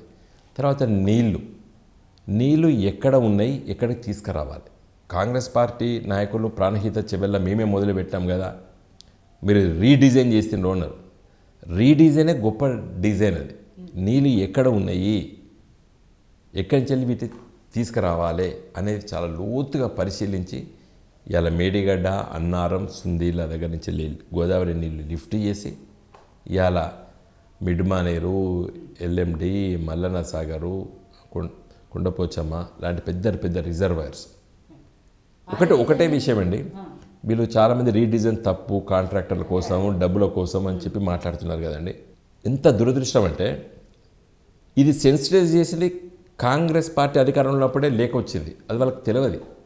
Central water commission Rajasekhara Reddy గారు తలపెట్టినటువంటి ప్రాణహిత చెవెళ్ళ ప్రాజెక్టు డిజైన్ చూసి మీరు ఇన్ని లక్షల ఎకరాలకు నీళ్ళు ఇస్తామని అంటున్నారు. నీళ్ళు ప్రాణహిత దగ్గర నుంచి తీసుకొచ్చేది ఉన్నది, కానీ ఎక్కడ నీళ్ళని ఇంపౌండ్ చేస్తారు మీరు, ఎక్కడ నీళ్ళని మీరు స్టోరేజ్ చేస్తారు అని ప్రశ్న central water commission Congress party, అక్కడ కాంగ్రెస్ పార్టీ ఉంది, ఇక్కడ కాంగ్రెస్ పార్టీ ఉంది, వాళ్ళు ఉన్నప్పుడే ప్రశ్నలు ఏమైతే దాన్ని 5 సంవత్సరాల వరకు వీళ్ళు పట్టించుకోలేదు. ఏదో లేటర్ వస్తే తీసి పక్కబడేసారు. కానీ మేము ఒక శాస్త్రీయ దృక్పథంతో ఉన్న వాళ్ళం, అవన్నీ చూసాం, స్టడీ చేస్తాం. తెలంగాణ వచ్చిన వెంటనే కేసీఆర్ గారు మొత్తం అన్ని డాక్యుమెంట్స్, పేపర్స్ అన్నీ స్టడీ చేసినప్పుడు అసలు నీళ్ళు ఎక్కడ ఉన్నాయి, ఇన్ని లక్షల ఎకరాలకు నీళ్ళు ఇచ్చేటప్పుడు ఎక్కడ వీటిని బాటలో అంటే ఆన్ ది వే నీళ్ళు తీసుకొచ్చే సందర్భంలో ఎక్కడ స్టోరేజ్ చేస్తున్నారు, చేయలేదు వాళ్ళు. అప్పుడు మేము ఆలోచన చేసాం. మల్లన్న సాగరు దాని కెపాసిటీ ఈరోజు 50 TMSలకు పెంచినాం. అంతకంటే ముందు అనంతగిరి లోపట దాన్ని పెంచడం జరిగింది. కెపాసిటీస్ వాళ్ళ ఎక్కడైతే రిజర్వాయర్స్ ఉన్నారో అక్కడనే వాటిని కెపాసిటీ పెంచడం జరిగింది. ఇంకా ఎక్కడైతే అవసరం ఉన్నాయో అక్కడ కొత్త కూడా మేము రిజర్వాయర్స్ క్రియేట్ చేసాం. కాబట్టే ఇవాళ మన హుస్నాబాద్ దగ్గర గౌరవెల్లి ప్రాజెక్టు చాలా చిన్నగా నిర్మించడానికి తలపెట్టారు. ఇలా చాలా బ్రహ్మాండంగా పెద్ద రిజర్వాయర్ చేయడం జరిగింది. కాబట్టి ఈ రిజర్వాయర్స్ అన్నీ రీడిజైనింగ్. మీరు రీడిజైనింగ్ వాళ్ళకి ఇదే మీరు డబ్బుల కోసం, కాంట్రాక్టర్ల కోసం మీరు చేసిండ్రు అన్నారు కదా. ఈ ప్రశ్నకు జవాబు చెప్పండి. ఎందుకు పెరిగినాయి డబ్బులు? మీరు 1 TMC అంటే మేము 50 TMC పెంచినాం. మీరు 0.3 TMC అంటే మేము 3 TMC చేసినాం. మీరు 2 TMC అంటే మీరు 8 TMC చేసినాం గౌరవెల్లి. మరి డబ్బులు పెరిగాయా? మీరు ఒక కప్పు కాఫీ అంటే మేము 10 కప్పుల కాఫీ తయారు చేస్తే డబ్బులు ఖర్చు కావా? అట్లనే ఇంత పెద్ద ప్రాజెక్టు నిర్మించినాం. ఇలా ప్రజలు చూస్తున్నారు. వాళ్ళు చెప్పే మాటలు ఎవరు నమ్మరండి. ఎందుకంటే ప్రజలకి కళ్ళారా చూస్తున్నారు కదా నీళ్ళు. ఇలా నీళ్ళు తెలంగాణలో మీరు ఏ ఊరు ఉండి ఇలా పుష్కలంగా నీళ్ళు ఉన్నాయి. నిన్ననే నేను గ్రౌండ్ వాటర్ డిపార్ట్మెంట్ వాళ్ళతో చర్చించడం జరిగిందండి. వాళ్ళు ఏం చెప్తున్నారంటే ఇలా తెలంగాణ మిషన్ కాకతీయ అనే మేము ఫస్ట్ ఇయరే మేము ప్లాన్ చేసాం. మీకు తెలుసు, ప్రతి ఊర్లో చెరువులు, కుంటల్ని మరమ్మతు చేయించాం. ఈసారి బ్రహ్మాండమైన వర్షాలు పడ్డాయండి. తెలంగాణలో ఒక వర్ధనపేటలో ఒక చెరువు తెగింది, ఇంకో దగ్గర 2-3 చెరువులు తెగినాయండి. 46,000 చెరువులు, కుంటలు. ఇంత పెద్ద వర్షపాతం ఉన్నప్పటికీ ఒక్క చెరువు, కుంట కూడా తెగలేదు. పాత రోజులలో ప్రతి ఊరు చెరువు తెగడము, కుంటలు తెగడం, బుంగలు పడడం, పడ్డపు వర్షపు నీళ్ళన్నీ కూడా జారిపోయేది. ఇలా తెలంగాణలో ఒక్క సుక్క నీళ్ళు కూడా కిందికి జారిపోతలేదు. అంటే everything is stored. Not only ఈ కాళేశ్వరం ప్రాజెక్టు రిజర్వర్సే కాదు, ప్రతి గ్రామంలో చెరువులు, కుంటలన్నీ అలా ఫుల్ రిజర్వాయర్, ఫుల్ లెవెల్లో ఉన్నాయి. దీనివల్ల ఏం జరిగిందంటే భూమిలో నీళ్లు ఇనికిపోయినాయి. ఇవాళ సిరిసిల్ల లాంటి ప్రాంతం లోపల 16 ఫీట్ల నీళ్లు ఎదిగినాయి, మీదకి వచ్చేసినాయి. వాళ్ళకి ఇలా ఐఏఎస్ అకాడమీ, మన మిస్సోరీలో ఐఏఎస్ ట్రైనీస్కి ఇచ్చేటువంటి దాంట్లో ఇది ఒక ఎగ్జాంపుల్గా చెప్తున్నారు. ఇవాళ తెలంగాణ రాష్ట్రంలో పట వాటర్ టేబుల్ ఇంత విస్తృతంగా పైకి వచ్చిందని. అంటే దీనివల్ల లాభం ఏం తెలుసండి? ఇట్స్ నథింగ్ బట్ మేము ఇవాళ నీళ్ళని ఉపరితలంలో స్టోరేజ్ చేసాం, గ్రౌండ్లో కూడా స్టోరేజ్ చేసాం. దురదృష్టవశాత్తు ఏదైనా కరువు వస్తే 2-3 సంవత్సరాలు భూమిలో ఉన్న నీళ్లు ఇవాళ తెలంగాణ ప్రాంతంలో 400 నుండి 600 TMCల నీళ్ళు ఇవాళ భూమిలో ఉన్నాయి. రేపు వచ్చే సంవత్సరం మంచి వర్షాలు పడితే ఓకే ఫైన్, మళ్ళీ పడలేదనుకోండి దురదృష్టవశాత్తు 2 సంవత్సరాలు కూడా తెలంగాణ కరువు ఉండదు. ఓ విధంగా చెప్పాలంటే మన నగలు బ్యాంక్ లాకర్లో పెట్టుకున్నట్టు ఇలా తెలంగాణ గ్రౌండ్ నీళ్ళని దాచిపెట్టుకున్నాం. 4 నుండి 600 టీఎంసీల నీళ్లు ఇలా భూమిలో ఉన్నాయి, ఇనికి ఉన్నాయి. అంటే 2 సంవత్సరాల కరువైనా మళ్ళీ మా బోర్లతోనే రైతు పంట పండించుకుంటాడు. ఇది ఒక సైకిల్ అండి. ఒక 4 సంవత్సరాలు మంచి వర్షాలు పడతాయి, 4 సంవత్సరాలు డల్ ఉంటాయి, ఒక 3 సంవత్సరాల వర్షాలు పడవు, కరువు వస్తుంది, మళ్ళీ 4 వర్షాలు మళ్ళీ ఇట్లా. ఇది ఒక సైకిల్, ప్రతి 14 ఏళ్ళకు ఒక సైకిల్ ఉంటుందని చెప్పి నిన్న వాతావరణ శాఖ వాళ్ళు చెప్తున్నారు. సో మేము ఎంత శాస్త్రీయబద్ధంగా ఆలోచిస్తున్నామంటే, మిషన్ కాకతీయ అంటే ఎవరికి అర్థం కాలేదు. అంటే we want to store our water, ఇనికి పోవాలి, నీరు భూమిలో ఉండాలి. It's nothing but bank locker ఎట్లయితే ఉంటుందో డబ్బులకు, అదేవిధంగా నగలకి బ్యాంక్ లాకర్ ఎట్లుంటుందో, ఇలా భూమి లాకర్లో మేము నీళ్లు దాచుకున్నాం, కింద దాచుకున్నాం, మీద దాచుకున్నాం. నీళ్లు, నిధులు, నియామకాలు ఏదైతే దాని మీద తెలంగాణ వచ్చిందో, సరే నీళ్ల గురించి అంటే కాళేశ్వరం ప్రాజెక్టు, లేకపోతే ఇప్పుడు మీరు చెప్పిన మిషన్ కాకతీయ, మిషన్ భగీరథ ఇవే చెప్తున్నారు. నిధులు, నియామకాల పరిస్థితి ఏంటి? నిధులు తెలంగాణ రాష్ట్రము ముఖ్యమంత్రి గారు పదే చెప్తున్నారు, we're now not a poor state, మేము పేద రాష్ట్రం కాదు. మాకు రాబడి మిగతా రాష్ట్రాలతో పోల్చి చూస్తే ఆందోళనకరంగా ఉండవలసినటువంటి అవసరం లేదు. మాకు వీఆర్ బెటర్, ఇంకా ఎదగాలి మేము. కానీ మా సొంత రాబడికి మాకు ఎలాంటి ఇబ్బందులు లేవు బ్రతకడానికి. కానీ మెరుగైన బ్రతుకు కోసం ఆ ఆరాటం. ఇలా అందుకోసం వినోద్ గారు, ఇక్కడ ఎందుకు 2 స్టేట్మెంట్స్ వస్తాయి? ఒకటి అవసరమైనప్పుడు చెప్పేటప్పుడేమో ధనిక రాష్ట్రం మనకేం ప్రాబ్లం లేదు అంటారు, కానీ జీతాలు ఇవ్వటానికో ఇంకా వేరే సంక్షేమ పథకాలకు వచ్చేటప్పటికి మాత్రం అప్పుల్లో ఉన్నాము అంటారు. 2 రకాల స్టేట్మెంట్లు ఎందుకు వస్తాయి? మీరు రెండో రకంది కరెక్ట్ కాదు. అది మీడియా ప్రపంచం క్రియేట్ చేసింది. అది మేము ఎప్పుడు కూడా జీతాలు లేవని చెప్పలేదండి. ఎప్పుడు చెప్పినాం, కోవిడ్ టైంలో 3 మాసాలే, అది కేంద్ర ప్రభుత్వం ఇచ్చినటువంటి సూచన మేరకు ఎట్లా ఉంటుందో, ఏ విధంగా ఉంటుందో చెప్పలేం కదండి. టు హౌ లాంగ్ ఏది మనం లాక్డౌన్ ఉంటుందో చెప్పలేం కదా. కాబట్టి మీరు ఇట్లా చేయండి అని చెప్పి కేంద్ర ప్రభుత్వం చెప్పింది, రాష్ట్ర ప్రభుత్వం కూడా ఆ రోజు రాబడి లేదు కదండి, మొత్తం ఎవ్రీథింగ్ వాజ్ క్లోజ్డ్ కదా. కాబట్టి అప్పుడు రాబడి లేదు. ఎవ్రీ మంత్ వస్తాయండి. ఇప్పుడు మనకు ఎవ్రీ మంత్ వచ్చేటువంటి రెవెన్యూ ఫస్ట్ ఛార్జ్ మన పాత అప్పులు ఇంట్రెస్ట్ పోతుంది, తర్వాత నెక్స్ట్ ఇన్స్టాల్మెంట్స్ పోతుంది, తర్వాత జీత భత్యాలకు పోతుంది, తర్వాత సంక్షేమ పథకాలకు పోతుంది, తర్వాత కొత్త పనులకు పోతుంది. కాబట్టి ఒక్కొక్కటి ఇచ్చుకుంటూ రావాలి. కాబట్టి ఒక 3 మాసాలు మాత్రమే మనము శాలరీస్, హాఫ్ శాలరీస్ ఇచ్చినాం. కాబట్టి మనం ఎప్పుడు కూడా జీతాలు ఇవ్వడానికి మాకు డబ్బులు ఇవ్వని ఎప్పుడు చెప్పలేదు తెలంగాణ రాష్ట్రం. తర్వాత తెలంగాణ రాష్ట్రంలో ఇచ్చేటువంటి ప్రభుత్వ ఉద్యోగాల జీతాలు దేశంలో అన్ని రాష్ట్రాల కంటే ఎక్కువ ఇచ్చే జీతాలు తెలంగాణ రాష్ట్రం. వాళ్ళకు వచ్చేటువంటి శాలరీస్, టీచర్స్ కానీ, ప్రభుత్వ ఎల్డీసీలకు కానివ్వండి, జూనియర్ అసిస్టెంట్లు కానీ, సీనియర్ అసిస్టెంట్లు కానీ, ఎవరికైనా కానీ, ఆఫీసర్స్ కానీ, సెంట్రల్ సర్వీసెస్ అధికారులతో పోల్చిస్తే ఐఏఎస్ ఆఫీసర్లకు కానీ మన రాష్ట్రమే జీతాలు కంపేరిటివ్ స్టడీ చేస్తే we're far better with other states.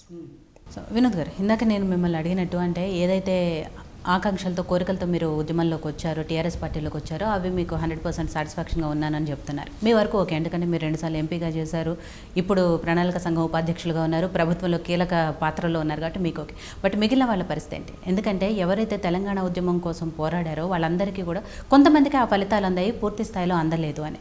And దీంట్లో తెలంగాణలో యూటీ బ్యాచ్ అండ్ బంగారు తెలంగాణ బ్యాచ్, ఇలా 2 రకాల బ్యాచ్లు ఉన్నాయి అని చెప్పేసి. అంటే మీరు తెలంగాణ రాష్ట్ర ఏర్పాటు అనేది ఫలితాలు కొంతమంది అనేది మీరు అనేది రాజకీయాల్లో పదవుల గురించి మీ ప్రస్తావన. జనరల్ తెలంగాణ రాష్ట్ర ఉద్యమం తీసుకొచ్చింది తెలంగాణ ప్రజల కోసం, తెలంగాణ భవిష్యత్తు కోసం, తెలంగాణలో పుట్టేటువంటి బిడ్డల కోసం ఈ ప్రాంతం ఒక అభివృద్ధి ప్రాంతంగా, ఒక గొప్ప రాష్ట్రంగా తీర్చిదిద్దాలనే మా అందరి సంకల్పం. అయితే రాజకీయాలకు వచ్చేసరికి కొంతమందికి పదవులు వచ్చినాయి, కొంతమందికి పదవులు రాలేదని అంటున్నారు. నా దృష్టిలో ముఖ్యమంత్రి గారు శాసనసభ సభ్యులుగా చాలామందికి అవకాశాలు ఇచ్చారు, చాలామంది అయినారు, ఈరోజు కొనసాగుతున్నారు. కొంతమంది దురదృష్టవశాత్తు ఓడిపోవచ్చు, అది వేరే విషయం. కానీ అసలుకి ఏమీ ఉద్యమకారులకు ఏమీ రాలేదు అనేటువంటి విమర్శ ఏదైతున్నదో అది కరెక్ట్ కాదు. ఎందుకంటే చాలామందికి ఏదైతే నామినేటెడ్ పదవులు ఉన్నాయో తెలంగాణ ఉద్యమంలో పనిచేసిన వాళ్ళకే మెజారిటీ ఇవ్వడం జరిగింది. 90% వాళ్ళకే ఇచ్చాం. అయితే అందరికి వచ్చినాయా రాలేదంటే కొంతమందికి రాకపోవచ్చు, నా దృష్టిలో. కానీ కేసీఆర్ గారు జిల్లా పరిషత్ చైర్మన్లు కానివ్వండి, ఎంపీటీసీ, జెడ్పీటీసీ ఆ స్థాయిలో తెలంగాణ ఉద్యమకారులకి పనిచేసిన వాళ్ళకి అందరికీ ఏదో స్థాయిలో పదవులు, రాజకీయ పదవులలో పోటీ చేసే అవకాశం కల్పించారు. గ్రామ సర్పంచ్ కానీ, ఎంపీటీసీ కానీ, లేకపోతే జెడ్పీటీసీ కానీ, జిల్లా పరిషత్ మన శాసనసభ్యులకు ఓడిపోయిన వాళ్ళకి అట్లీస్ట్ మళ్ళీ జిల్లా పరిషత్ చైర్మన్ గానే అవకాశం ఇవ్వడం జరిగింది. కాబట్టి ఇది మొదట్లో కొంత ఆ మర్మరింగ్ ఉండే, కానీ ఇటీవల కాలంలో పట్ల కేసీఆర్ గారు చాలా విషయాల్లో పట్ల చాలామందికి తెలంగాణ ఉద్యమకారులకి అవకాశం కల్పించారు. మీరన్న బీటీ యూటీ విషయానికి వస్తే ఒక రాజకీయాల్లో ఒక రాజకీయ పార్టీ ఎదుగుతున్న సందర్భంలో పట్ల వివిధ రాజకీయ పార్టీలో పనిచేసే వాళ్ళు ఆకర్షితులు అవుతారు. ఎన్టీ రామారావు గారు 1983లో రాజకీయ పార్టీ స్థాపించినప్పుడు కూడా చాలామంది కొత్త వాళ్ళు, రాజకీయాలు కొత్త వాళ్ళు వచ్చారు. 85కి వచ్చేసరికి ఆ 1.5 ఇయర్లో బట్టే వేరే రాజకీయ పార్టీలో కూడా కొంత అప్పటి వరకు ఎదిగినటువంటి నాయకత్వం వచ్చింది. అట్లా ఎన్టీ రామారావు గారు కొత్త వాళ్ళకి అవకాశం ఇచ్చారు, కొంతమంది పాత వాళ్ళకి ఇచ్చారు. అట్లే రాజకీయాల్లోకి వచ్చేసరికి అట్లే ఉంటుంది. ఈరోజు భారతీయ జనతా పార్టీ అది కొత్త రాష్ట్రాలకు విస్తరించేటప్పుడు అక్కడ ఉన్నటువంటి వేరే రాజకీయ పార్టీ నాయకులనే అది అమాల్గమేట్ చేసుకుంటుంది. మీరు నిన్న చూసారు మధ్యప్రదేశ్ కానీ, లేకపోతే రాజస్థాన్లో కానివ్వండి, లేకపోతే కర్ణాటకలో జరిగిన రాజకీయాలన్నీ కూడా అవే. కాబట్టి రాజకీయాల్లో పాటు ఒక పార్టీ ఎదుగుతున్న సందర్భంలో వివిధ రాజకీయ పార్టీలో పనిచేసే వాళ్ళు దీంట్లోకి వస్తే నాకు మళ్ళీ అవకాశాలు వస్తాయి అని చెప్పేటువంటి ఆలోచన వాళ్ళకు ఉంటుంది. రాజకీయ పార్టీ కూడా అలాంటి వాళ్ళని తీసుకుంటే ఇంకా మనం ఎదుగొచ్చేటటువంటి ఉన్న పార్టీ కూడా. కాబట్టి టీఆర్ఎస్ పార్టీకి వచ్చేసరికి టీఆర్ఎస్ పార్టీ కేసీఆర్ గారి నాయకత్వాన లేదా మాలాంటి వాళ్ళ నాయకత్వాన మేము తెలంగాణ ఉద్యమంలో పనిచేసినటువంటి చాలామందికి అవకాశాలు కల్పించాము. అక్కడో ఇక్కడో కొంతమందికి లేని వాళ్ళకు కూడా పార్టీ వాళ్ళని తప్పనిసరిగా కాపాడుకుంటుంది, వాళ్ళకి అవకాశాలు ఇస్తుంది. కానీ కేసీఆర్ గారు అంటే టీఆర్ఎస్ ప్రభుత్వం ఎస్పెషల్లీ ఎందుకు ఆ పేరుని పోగొట్టుకోలేకపోతుంది? ఒక కుటుంబ పార్టీ, ఆ కుటుంబం వరకే వాళ్ళ పదవులు ఇవన్నీ అని ఆ మచ్చని ఎందుకు పోగొట్టుకోలేకపోతాను? అంటే కుటుంబ పార్టీ రాజకీయాల్లోకి వాళ్ళు ఎదిగినటువంటి పార్టీలో వస్తే మీరు ఆరోపణ చేసినా కరెక్టే అండి. ఇప్పుడు మీరు అనేటువంటి కుటుంబ సభ్యులందరూ కూడా ఉద్యమకాలంలో పనిచేసిన వాళ్ళు, వాళ్ళేమీ పార్టీ అధికారంలోకి వచ్చి కేసీఆర్ గారు ముఖ్యమంత్రి అయిన తర్వాత వచ్చిన వాళ్ళు కాదు. వాళ్ళంతా ఎవరికైతే మీరు నలుగురు పేర్లు చెప్తారు, ఆ నలుగురు కూడా మొదటి రోజు నుండి పనిచేసిన వాళ్ళే ఉద్యమంలో పట్ల. కాబట్టి అంతకంటే మొదటి నుంచి పనిచేసిన వాళ్ళు, అంతకంటే ఎక్కువ కష్టపడి పనిచేసిన వాళ్ళు ఉన్నారు కదా, ఉన్నారు. వాళ్ళు కూడా అవకాశం, బలిదానాలు చేసిన వాళ్ళు ఉన్నారు కదా, వాళ్ళ కుటుంబాలకు ఏం చేస్తారు? వాళ్ళకు కూడా అవకాశాలు ఇచ్చినాం. మీరు అనేది ఇక్కడ అక్కడో ఇక్కడో ఉంటే ఉండొచ్చు, కానీ మెజారిటీ సభ్యులకి తెలంగాణ ఉద్యోగులు పనిచేసే వాళ్ళకి అవకాశాలు వచ్చినాయి, వస్తాయి కూడా. కేసీఆర్ గారు కొన్ని సందర్భాల్లో పట్ల అక్కడ వాళ్ళు ఉండే పిలిపించి కూడా వాళ్ళకు అవకాశాలు ఇచ్చినటువంటి రోజులు ఉన్నాయి. మీరు చూసారు కదా చాలామంది ఇప్పుడు ఈ మంత్రుల్లో. కాబట్టి గొప్ప గొప్ప అవకాశాలు ఇచ్చాం, ఇయ్యలేదు అనడానికి అసలుకి వీల్లేదండి. తెలంగాణ రాష్ట్ర సమితి అనేటువంటి ఈ రాజకీయ పార్టీ టీఆర్ఎస్ పార్టీలో పనిచేసే ప్రతి కార్యకర్తకి అవకాశాలు ఇస్తుంది, ఇస్తున్నది, రానున్న రోజుల్లో ఇంకా ఇస్తుంది. కాబట్టి ఆ ఆరోపణ మా ప్రత్యర్థులు కావాలనుకొని చేసేవాళ్ళే. ఇలా ఎదిగిన పార్టీ, రాజ్యాధికారం వచ్చిన పార్టీకి వాళ్ళ కుటుంబ సభ్యులు వస్తే మీరు ఆరోపణ చేయొచ్చు. ఉద్యమకాలంలో పనిచేసినటువంటి సభ్యులు వీళ్ళంతా, కాబట్టి ఆరోపణ కరెక్ట్ కాదు. సో అట్లా మీ విషయానికి వస్తే ఒక విద్యార్థి నాయకుడిగా కానివ్వండి, ఉద్యమ నాయకుడిగా కానివ్వండి, 2 సార్లు ఎంపీగా కానివ్వండి, చాలా రకాల సేవలు అందించారు. అటు వరంగల్ ఎంపీగా, హన్మకొండ ఎంపీగా, కరీంనగర్ ఎంపీగా. మరి ఓటమి పాలు ఎందుకు అయ్యారు మొన్న జరిగిన ఎలక్షన్స్లో? మొన్నటి ఓటమికి మా పార్టీ నాయకత్వం అతి ఆత్మవిశ్వాసం. ఒప్పుకుంటున్నారా? 100%. నేను మొన్న అంటే ఓటమి అయిన తర్వాత 1 మాసం 2 మాసాలకు మీటింగ్లో చెప్పడం జరిగింది. హెయిర్ అండ్ టార్టాయిస్, తాబేలు కుందేలు కథ అది నా కోసమే రాసినట్టున్నదని చెప్పినాను. ఎందుకంటే 5 లక్షల మెజార్టీతో గెలుస్తామని చెప్పి నినాదంతో మేము పోయినాము. అయితే అది ఏమైపోయిందండి, మా నాయకత్వము గ్రామంలో మొదలుపెడితే ఎమ్మెల్యే స్థాయి వరకు అందరూ కూడా అతి విశ్వాసమే మన బ్రహ్మాండ మెజార్టీతో గెలుస్తున్నటువంటి ఒకటి. అది ఏమైందంటే ఆ అతి ఇది నా ఎన్నిక కోసం కాదు, జీవితంలో పెద్ద గుణపాఠం నాకు. మన అతి ఆత్మవిశ్వాసం ఏం చేస్తుందంటే మన కళ్ళు, మన చెవులు సరిగ్గా పనిచేయవు. మనం చూసేది కూడా మనం చూడనట్టు ఉంటాం, వినేది కూడా విననట్టు ఉంటాం. ఇప్పుడు మోడీ గారి ప్రభంజనం ముఖ్యంగా పుల్వామా అటాక్ గ్రామీణ ప్రాంతాల పట పిల్లలకి అది ఒక విపరీతమైనటువంటి ఒక ఆసక్తి రేకెత్తించింది మోడీ గారి పైన. ఈ దేశాన్ని మోడీ గారే కాపాడతారు, పుల్వామా అటాక్ అయింది, ఇంతమంది సైన్యం చచ్చిపోయింది, పాకిస్తాన్తో యుద్ధం రాబోతున్నది, ఈ దేశాన్ని కాపాడుకోవాలి అనేటువంటిది జింగోయిజం అంటారు. అతి ఎక్స్ట్రీమ్ నేషనలిస్టిక్ ఫీలింగ్స్, జింగోయిజం. దాంట్లో గ్రామీణ ప్రాంతాల్లో పడే యూత్ ఆ విధంగా ప్రవర్తిస్తున్నది మా పార్టీ నాయకత్వం గ్రహించలేదు. ఒక్కొక్కరు ఇంటికి వెళ్ళి పిల్లలు అమ్మమ్మల్ని, తాతయ్యల్ని, లేదా ఇంట్లో వాళ్ళ తల్లిదండ్రుల్ని కాళ్ళు పట్టుకొని మొన్ననే మీరు కేసీఆర్ కోటేసారు, ఈసారి ఒక్కటి దేశం కోసం ఏంటని చెప్పి ప్రచారం చేసేది కూడా మేము గ్రహించలేదు. ఒకటి. తర్వాత అక్కడ ఉన్నటువంటి వాళ్ళు, బీజేపీ వాళ్ళు కొన్ని వాళ్ళ ఉపన్యాసాల లోపల కొన్ని తప్పుడు ప్రచారం చేశారు. 1000 రూపాయల పెన్షన్ లోపల కేంద్ర ప్రభుత్వం 800 రూపాయలు ఇస్తుంది, 200 రూపాయల టీఆర్ఎస్ కేసీఆర్ ఇస్తున్నాడు అని చెప్పి ఒక దుర్మార్గమైన దుష్ప్రచారం చేశారు. అది కూడా మా వాళ్ళు లెక్క చేయలేదు, విన్నది కూడా సీరియస్గా పట్టించుకోలేదు. ఇలాంటి రాంగ్ మెసేజెస్ కూడా వెళ్ళడం జరిగింది. ఇది మా అతి ఆత్మవిశ్వాసం. తర్వాత ఓ విధంగా ఈ మోడీ గారి ఎక్స్ట్రీమ్ బీజేపీకి ఓటు వేయాలి, ఈ దేశాన్ని కాపాడుకునే ఒక ఎక్స్ట్రీమ్ ఫీలింగ్స్ కూడా ఓ యంగ్ జనరేషన్లో రావడమే నా ఓటమికి కారణం. ఓకే. సో దాంతోపాటు కేసీఆర్ గారు ఒక మీటింగ్లో హిందువుల గురించి ఏదైతే మాట్లాడారో అది ఎక్కడ కూడా మీకు మైనస్ అయింది అనిపించలేదు? అసలు నేను హిందువునే, నాకు విశ్వాసం ఉన్నది, మీరు ఒక్కలే కాదు, మీరు హిందువులు బంధువులు అంటారు అని అట్లా ఒక యాస మాట్లాడారు. దాన్ని ఈ బీజేపీ కార్యకర్తలు వాళ్ళు దుర్మార్గంగా దుష్ప్రచారం చేశారు. కేసీఆర్ హిందువుల్ని శంకించింది అనేటువంటి దుర్మార్గం దుష్ప్రచారం, ఫ్లెక్సీలు ప్రతి ఊర్లో కట్టడం. కొంత ఇంతకుముందు చెప్పినా కానీ యంగ్ యూత్ వాళ్ళు ఆ మూడ్లో ఉన్న టైంలో పట ఇది కూడా వెళ్ళిపోయింది. ఓకే. సో అలాగే అక్కడ మీ మీద ఎవరైతే గెలిచారో బండి సంజయ్ గారు, బీజేపీ ఒక కార్పొరేటర్ స్థాయి నుంచి ఇవాళ బీజేపీ రాష్ట్ర అధ్యక్షుడిగా ఆయన ఉన్నారు. సో అంటే ఆయనకు ఆ స్థాయి రావడానికి మీలాంటి వాళ్ళ మీద గెలవటం కూడా కారణమై ఉండొచ్చా?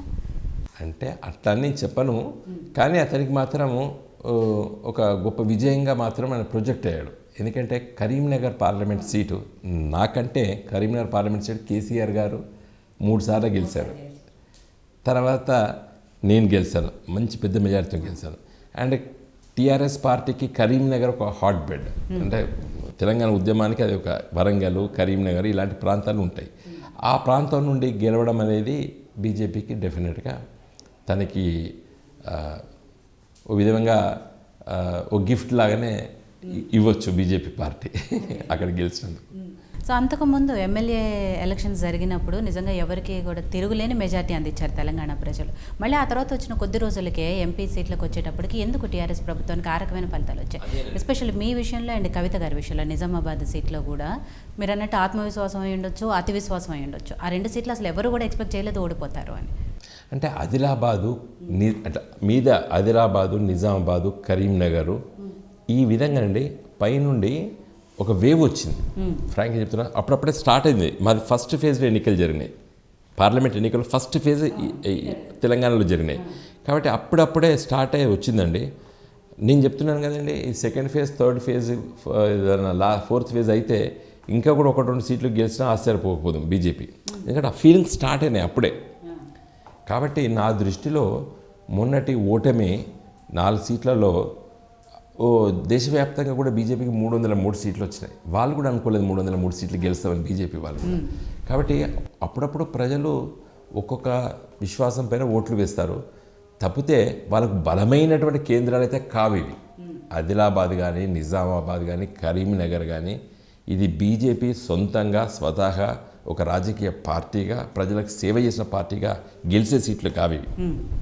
ఒక వేవ్ అంటే ఏంటంటే ఒక విశ్వాసం, ఒక ఫీలింగ్స్. అది వేవ్ అంటే గాడుపు అంటారు. గాడుపు కూడా ఉత్తగా రాదు, ఒక విధమైన ఫీలింగ్ రావాలి. ఇప్పుడు తెలంగాణ ఉద్యమ కాలంలో చూడండి, మాకు అంత బలవంతుడైన రాజశేఖర రెడ్డి మీద కూడా మేము బై ఎలక్షన్లో గెలుతాం మేము. కారణం ఏంటంటే తెలంగాణ ఫీలింగ్, ఆ ఫీలింగ్ ఓటరు మహేశ్వరికి ఆసక్తి రేపించాలి. కాబట్టి మొన్నటి వాటిలో బీజేపీ ఓ విధంగా మోడీ గారు ఈ దేశానికి చేసింది ఏం లేదు, కానీ 2014 తర్వాత నాకు తెలిసిందండి. నేను నార్మల్గా మూవీస్ చూడను, నేను ఓటమైన తర్వాత మా పిల్లలతో వాళ్ళతో వీళ్ళతో డిస్కస్ చేస్తుంటే చెప్తున్నారు 4-5 ఇయర్స్ నుండి ఒక నేషనలిస్టిక్ ఫీలింగ్ మూవీస్ హిందీలో వచ్చినాయని చెప్పి. ఊరి అనే ఒక సినిమా వచ్చిందట. అది ఏందని చెప్పి నేను చూశాను, వేసుకొని చూస్తే మనకే వస్తుంది దేశభక్తి.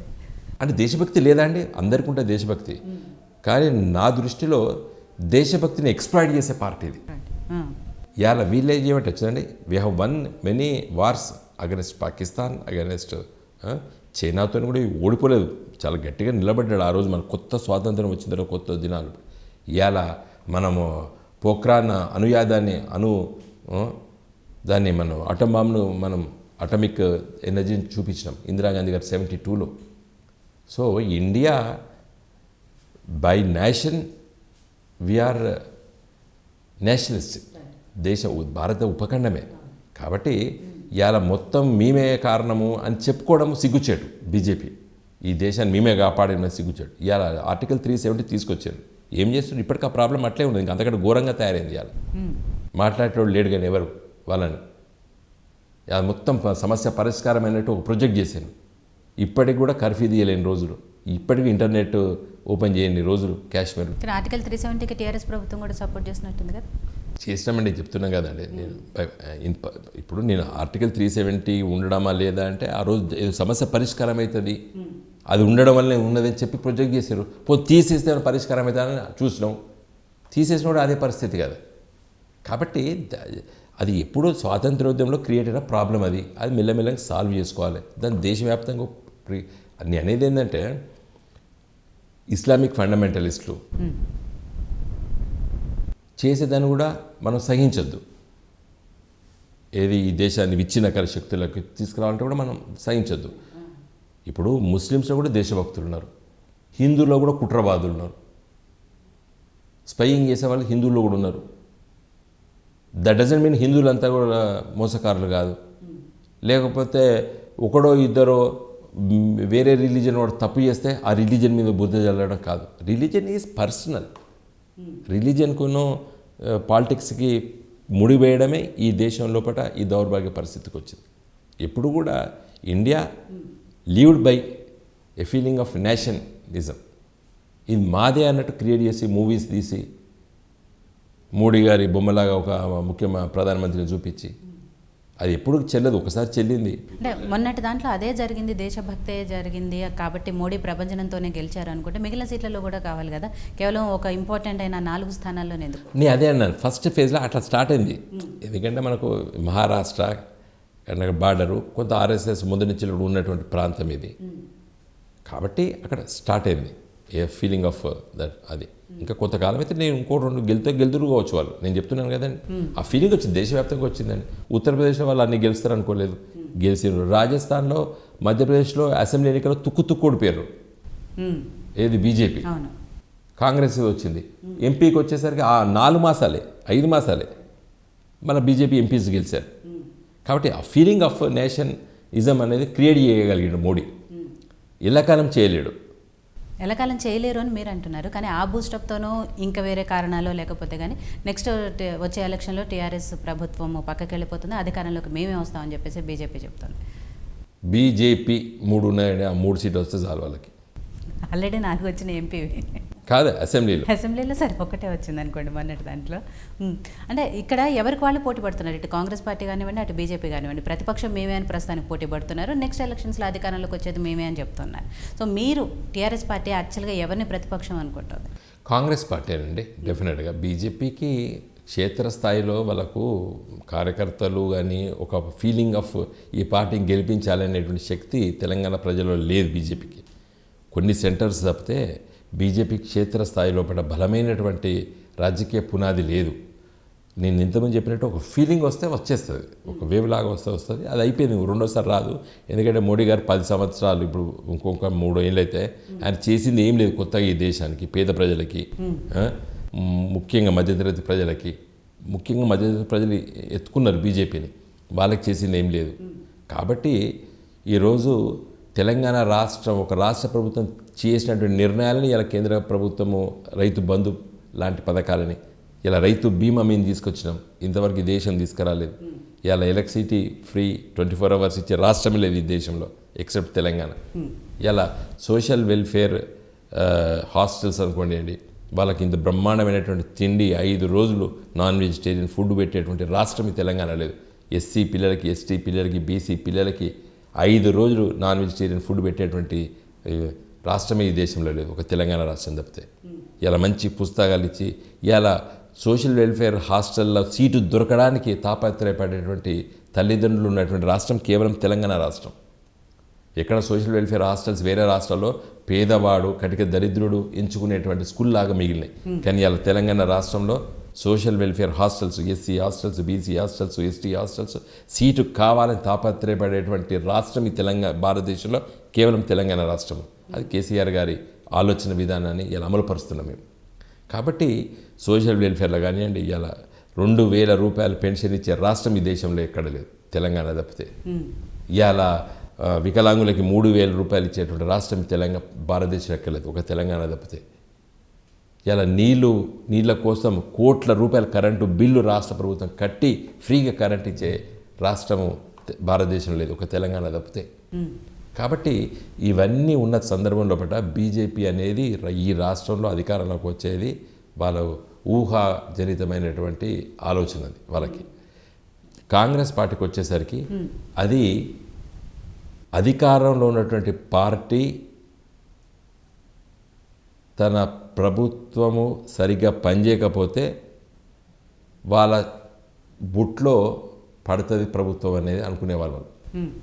అంటే వాళ్ళ కాంగ్రెస్ పార్టీ సిద్ధాంతం ఏంటంటే మిగతా వాళ్ళ పట్ల వ్యతిరేకత వచ్చినప్పుడు మనకు అధికారం వస్తుంది అనుకునేటువంటి పార్టీ కాంగ్రెస్ పార్టీ. ఇలా దేశంలో అట్లే ఉన్నది, రాష్ట్రంలో అట్లే. ఇలా ఎంత మంచి బిల్ అండి, ROR యాక్ట్ బిల్ వచ్చింది. మంచిగా చర్చించవచ్చు కదా, మంచిగా మాట్లాడచ్చు కదా. శాసనసభలో కాళేశ్వరం ప్రాజెక్టు మీద నిందలేస్తున్నారు. నేను పవర్ పాయింట్ ప్రజెంటేషన్ చేస్తా, మీరు కూర్చోమంటే బహిష్కరించి వెళ్ళిపోయినరే. అంటే సమస్యల పట్ల అవగాహన చేసుకోవడానికి కూడా సిద్ధంగా లేని పార్టీ కాంగ్రెస్ పార్టీ. ఈరోజు దేశ రాజకీయాలు కూడా భ్రష్టు పట్టడానికి కారణం కాంగ్రెస్ పార్టీ. ఇలా రాహుల్ గాంధీ కాంగ్రెస్ ప్రెసిడెంట్ ఉండే, పార్లమెంట్లో ఫస్ట్ సీట్లో కూర్చొని మోడీకి వ్యతిరేకంగా ఇక్కడ కూర్చొని ప్రతి దాని మీద ప్రశ్న అడిగితే దేశ ప్రజలు మోడీ కాకపోతే రాహుల్ గాంధీ అని అనుకుంటారు. ఈయన వెనక సీట్లో కూర్చొని తలకాయ గిల్ల పెట్టుకుని కూర్చొని ఎవరు చూస్తారండి ఆయన? మేబీ అక్కడ మోడీ గారికి కానివ్వండి, ఇక్కడ మీకు కానీ అదే కలిసి వస్తుందేమో. సరైన ప్రతిపక్షం లేకపోవటమే మీకు కలిసి వస్తుంది. మేము చేసిన ప్రజలకు చేసే సేవ వల్ల మాకున్నది. ఎస్, వాళ్ళకు నేనేమంటున్నానంటే కాంగ్రెస్ పార్టీ అది కూడా ఉపయోగించుకోవడం లేదు. వాళ్ళకి క్షేత్రస్థాయిలో ఏ ఊరు వేరే కాంగ్రెస్ వాడు ఉంటాడండి, ఒకడో ఇద్దరు ఉంటారు. అది బీజేపీకి ఉండరు. కాంగ్రెస్ పార్టీకి ఎన్నో ఓట్లు పడతాయి ప్రతి ఊర్లే, వద్దన్నా చేస్తారు కాంగ్రెస్ పార్టీకి. ఆ సెక్షన్ అది దాన్ని కూడా ఉపయోగించుకోలేని దౌర్భాగ్య పరిస్థితులు ఈ రాష్ట్రంలో ఉన్నారు, దేశంలో అయితే ఇంకెక్కువ ఉన్నారు. ఈ దేశం లోపల మోడీ గారు మొన్న గెలవడం కారణం కూడా కాంగ్రెస్ పార్టీ. ఎందుకంటే ఒక ధీటైన ప్రతిపక్షంగా లేరు వాళ్ళు. నేను అదే అన్న, ఇక్కడ మీరు గెలవడానికి కూడా కారణం కాంగ్రెస్ పార్టీ అంటున్నాను. సో ఓకే, వినోద్ గారు, కేటీఆర్ గారి ముఖ్యమంత్రిగా ప్రమాణ స్వీకారం చేయబోయే ముహూర్తం ఎప్పుడు? ఇప్పుడు కేటీఆర్ గారు కానీ లేకపోతే మిగతా వాళ్ళు కానీ కేసీఆర్ గారు నేను పని చెయ్యను అన్నప్పుడు చర్చ లేదు. నేను ముఖ్యమంత్రిగా నాకు అలసిపోయినా, నాకు చేతనైతే లేదన్నప్పుడు ఈ ప్రశ్న అండి. కేసీఆర్ గారు ఇప్పటికీ తన ఆలోచన అంతా కూడా తెలంగాణ రాష్ట్ర అభివృద్ధి. కాబట్టి తెలంగాణ రాష్ట్ర ముఖ్యమంత్రిగా తన పనిని ఏందో తనకు తెలుసు. ఇంకా చాలా కాలం వరకు కేసీఆర్ గారు ముఖ్యమంత్రిగా పనిచేయాలని చెప్పి ఆకాంక్ష తెలంగాణ ప్రజల్లో ఉంది. కాబట్టి మీరు అడిగిన ప్రశ్న ఇప్పుడే ఉత్పన్నం కాదు, దాని సరైన సమయంలో అలాంటి ప్రశ్న ఉత్పన్న సందర్భంలో మేము డేట్ చెప్పగలుగుతాం. ఆ చర్చ ఎందుకు నడుస్తుంది? అటు రాష్ట్రంలో కానివ్వండి, ఎస్పెషల్లీ టీఆర్ఎస్ వర్గాల్లో అయితే విస్తృతంగా జరుగుతుంది. ఎందుకంటే ప్రతిపక్షాలు కూడా ఇక్కడ ఒక మాట అంటున్నాయి, ఇప్పటికే కేటీఆర్ గారు ఒక ప్రోటోకాల్ ముఖ్యమంత్రిగానే ఉంటున్నారు అని. టీఆర్ఎస్ పార్టీలో ఎవరు అనుకోవడం లేదండి. తర్వాత KTR is our party working president. కాబట్టి ఆ హోదాలో ఆయన పనిచేస్తున్నాడు. మిగతా క్యాబినెట్ మంత్రిగా మిగతా తోటి క్యాబినెట్ మంత్రులాగానే తన పని తను నిర్వహిస్తున్నాడు.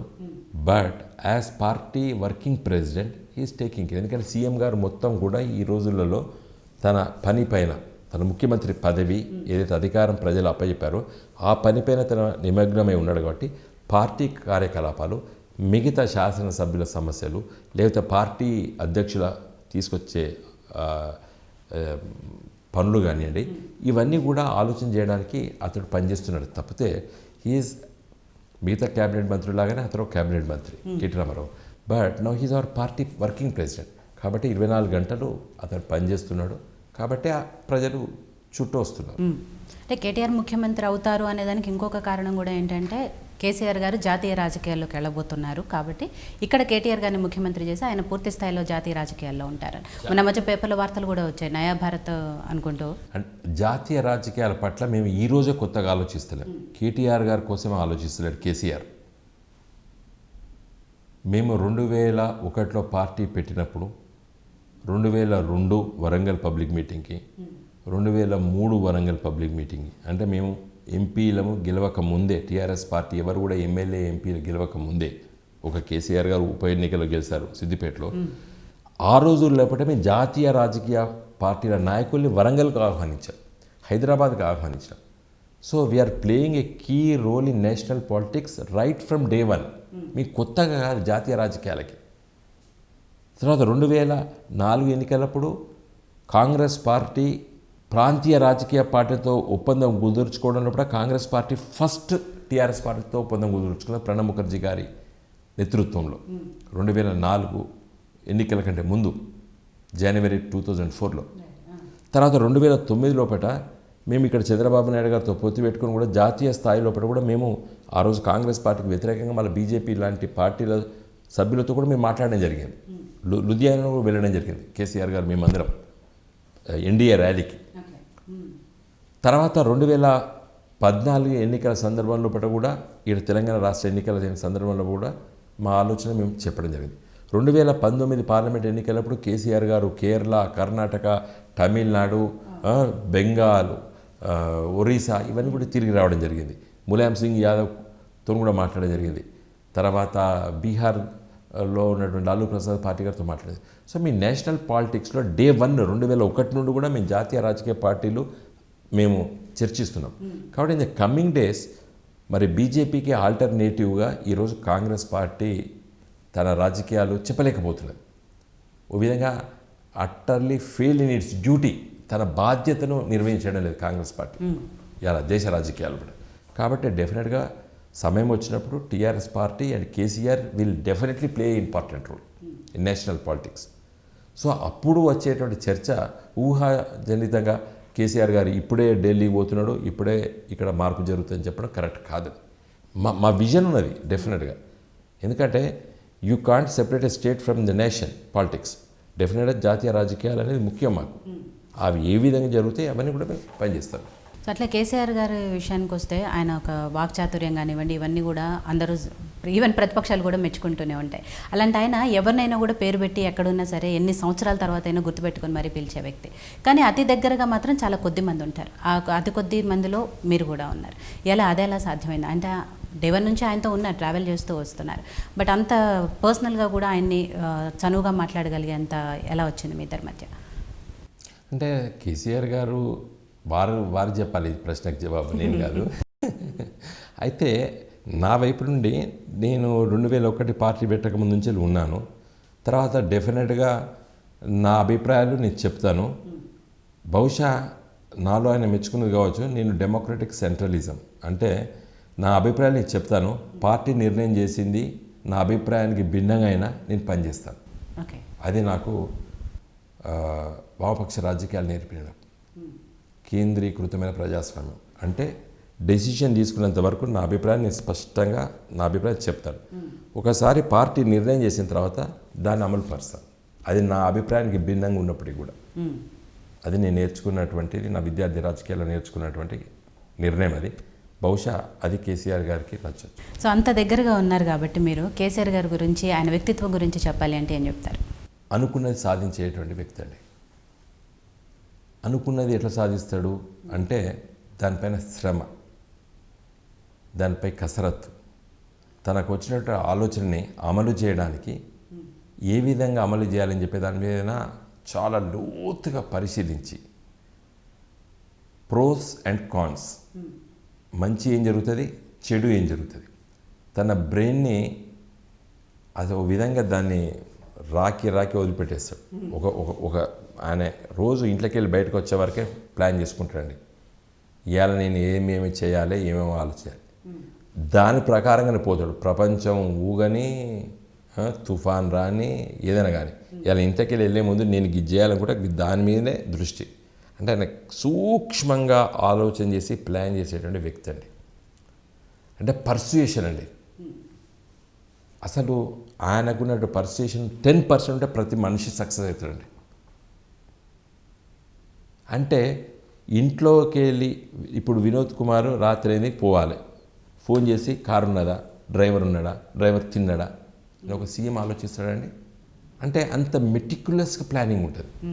మీరు ఇప్పుడు ఇంటర్వ్యూ చేయడానికి వచ్చారు, మరి ఏ టైంకి వస్తుంది, ఈ టైంకి వస్తుంది అంటే భోజనం చేసి వస్తుందా, భోజనం చేయకుండా వస్తుందా, భోజనం చేసి వచ్చే టైం అయితే భోజనానికి వెళ్దాం, ఆమె భోజనం ఇంటర్వ్యూ అయిపోయి వెళ్ళిపోతుందా, వెళ్ళిపోతుంది. అంటే అట్లా మిమ్మల్ని పిలిచేటప్పుడే ఇన్ని ప్లాన్ చేస్తారు. అవును, చాలా సందర్భాలు అది మేము చూసాం కూడా కేసీఆర్. అంటే దట్ ఈస్ కేసీఆర్. అంటే అది నేను కేసీఆర్ను ఒక పొలిటీషియన్గా ఇట్లా చెప్తలేండి. వారిపైన అసలు హ్యూమన్ మ్యాన్ కైండే నేను ఐఎమ్ స్ట్రెస్సింగ్ దిస్ వర్డ్, మానవ జాతి నేర్చుకోవాల్సింది ఏంటంటే ఏదైనా నువ్వు సాధించవచ్చు, ఎప్పుడు నువ్వు సూక్ష్మంగా ఆలోచించాలి. అది అవుతుందా కాదా, అయితే ఎందుకు అవుతుంది, కాకపోతే ఎందుకు కాదు. ఇప్పుడు ఆయనకి ఏదైనా ఆలోచించిన కూడా అది కాదనిపిస్తామండి, ఈ విల్ ఫర్గెట్ ఇట్. ఇంకా దాని గురించి వెళ్ళి బ్రెయిన్లో పెట్టుకోడు. ఇది కాదు అని ఆయన నిర్ణయానికి వస్తే దాన్ని వదిలేస్తాడు. అది ఏదైనా కానీ దానిపైన మళ్ళీ ఆలోచన చేయడు, బాధపడాడు. అది బై ట్రైనింగ్ వచ్చిందా లేకపోతే పుట్టుకతో వచ్చిందా అని నేను చెప్పలేను, కానీ బట్ ఆ రాపిడి, ఆ ఘర్షణ బ్రెయిన్లో హీస్ బై హిమ్సెల్ఫ్. సో మీరు కరీంనగర్లో ఎంపీగా ఓడిపోయారు కాబట్టి మీకు పార్టీలో ఏదో ఒక స్థానం ఇవ్వాలి, మిమ్మల్ని సంతృప్తి పరచాలి కాబట్టి మిమ్మల్ని ఇప్పుడు ప్రణాళిక సంఘం ఉపాధ్యక్షులు చేశారనుకోవాలా? నేను ఇంతకుముందే చెప్పాను, నేను వారు ఫస్ట్ రోజే నాకంటే ఎక్కువ బాధపడ్డ వ్యక్తి కేసీఆర్, ఓటమి ఆ రోజు. అప్పుడు 2-3 డేస్కే 2-3 ఆలోచన చేస్తే నేను అన్నాను, సార్ పుట్టుకకు ఒకటి అంటే నేను ఇట్లా చెప్పానంటే సార్ మంచికైనా చెడుకైనా ఉంటాయి సార్, మంచికి కొన్ని పండుగలాగా ఉంటాయి, చెడు కూడా కొన్ని దినాలని ఉంటాయి. ఇప్పుడు నేను ఓడిపోయినా కాబట్టి ఇప్పుడే ఏమవుతుంది సార్, కొంతకాలం కానివ్వండి అని టైం పట్టనియండి అని అన్నాను.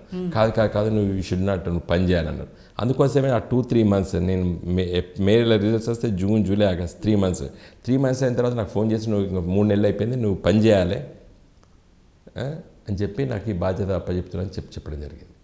కాబట్టి నాకేదో అవకాశం ఇవ్వాలని కదండి. ఇప్పుడు ఫర్ ఎగ్జాంపుల్ ఇలా గవర్నర్ ఉన్నారు తమిళసై గారు, వారు ఎంపీగా ఓడిపోయారు.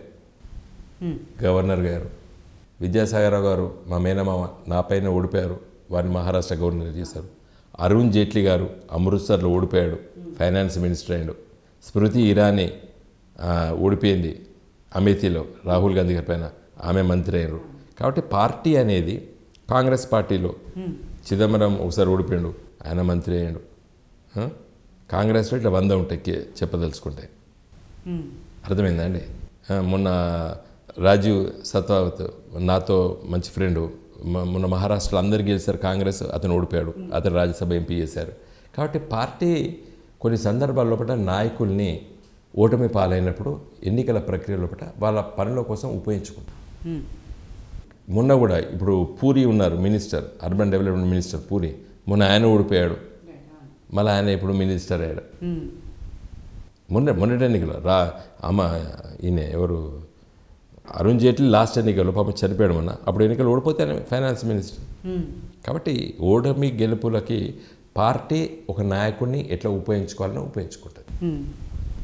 మీ రాజకీయ లైఫ్ని కొద్దిసేపు పక్కన పెడితే ఇందాక మీ పర్సనల్ లైఫ్ గురించి వచ్చినప్పుడు మీ తల్లిదండ్రులు, మీ విద్యాభ్యాసం ఇవన్నీ మాట్లాడుకున్నాం. ఇప్పుడు నెక్స్ట్ మీ పెళ్ళి, మీ పిల్లలు, ఇవన్నీ ఒకసారి చెప్పండి. Course madam Yeah. డాక్టర్ తను. యా నా వైఫ్ అంటే ఇంట్లో జానికా అని పిలుస్తాము, బయట school name professional name doctor మాదేవి.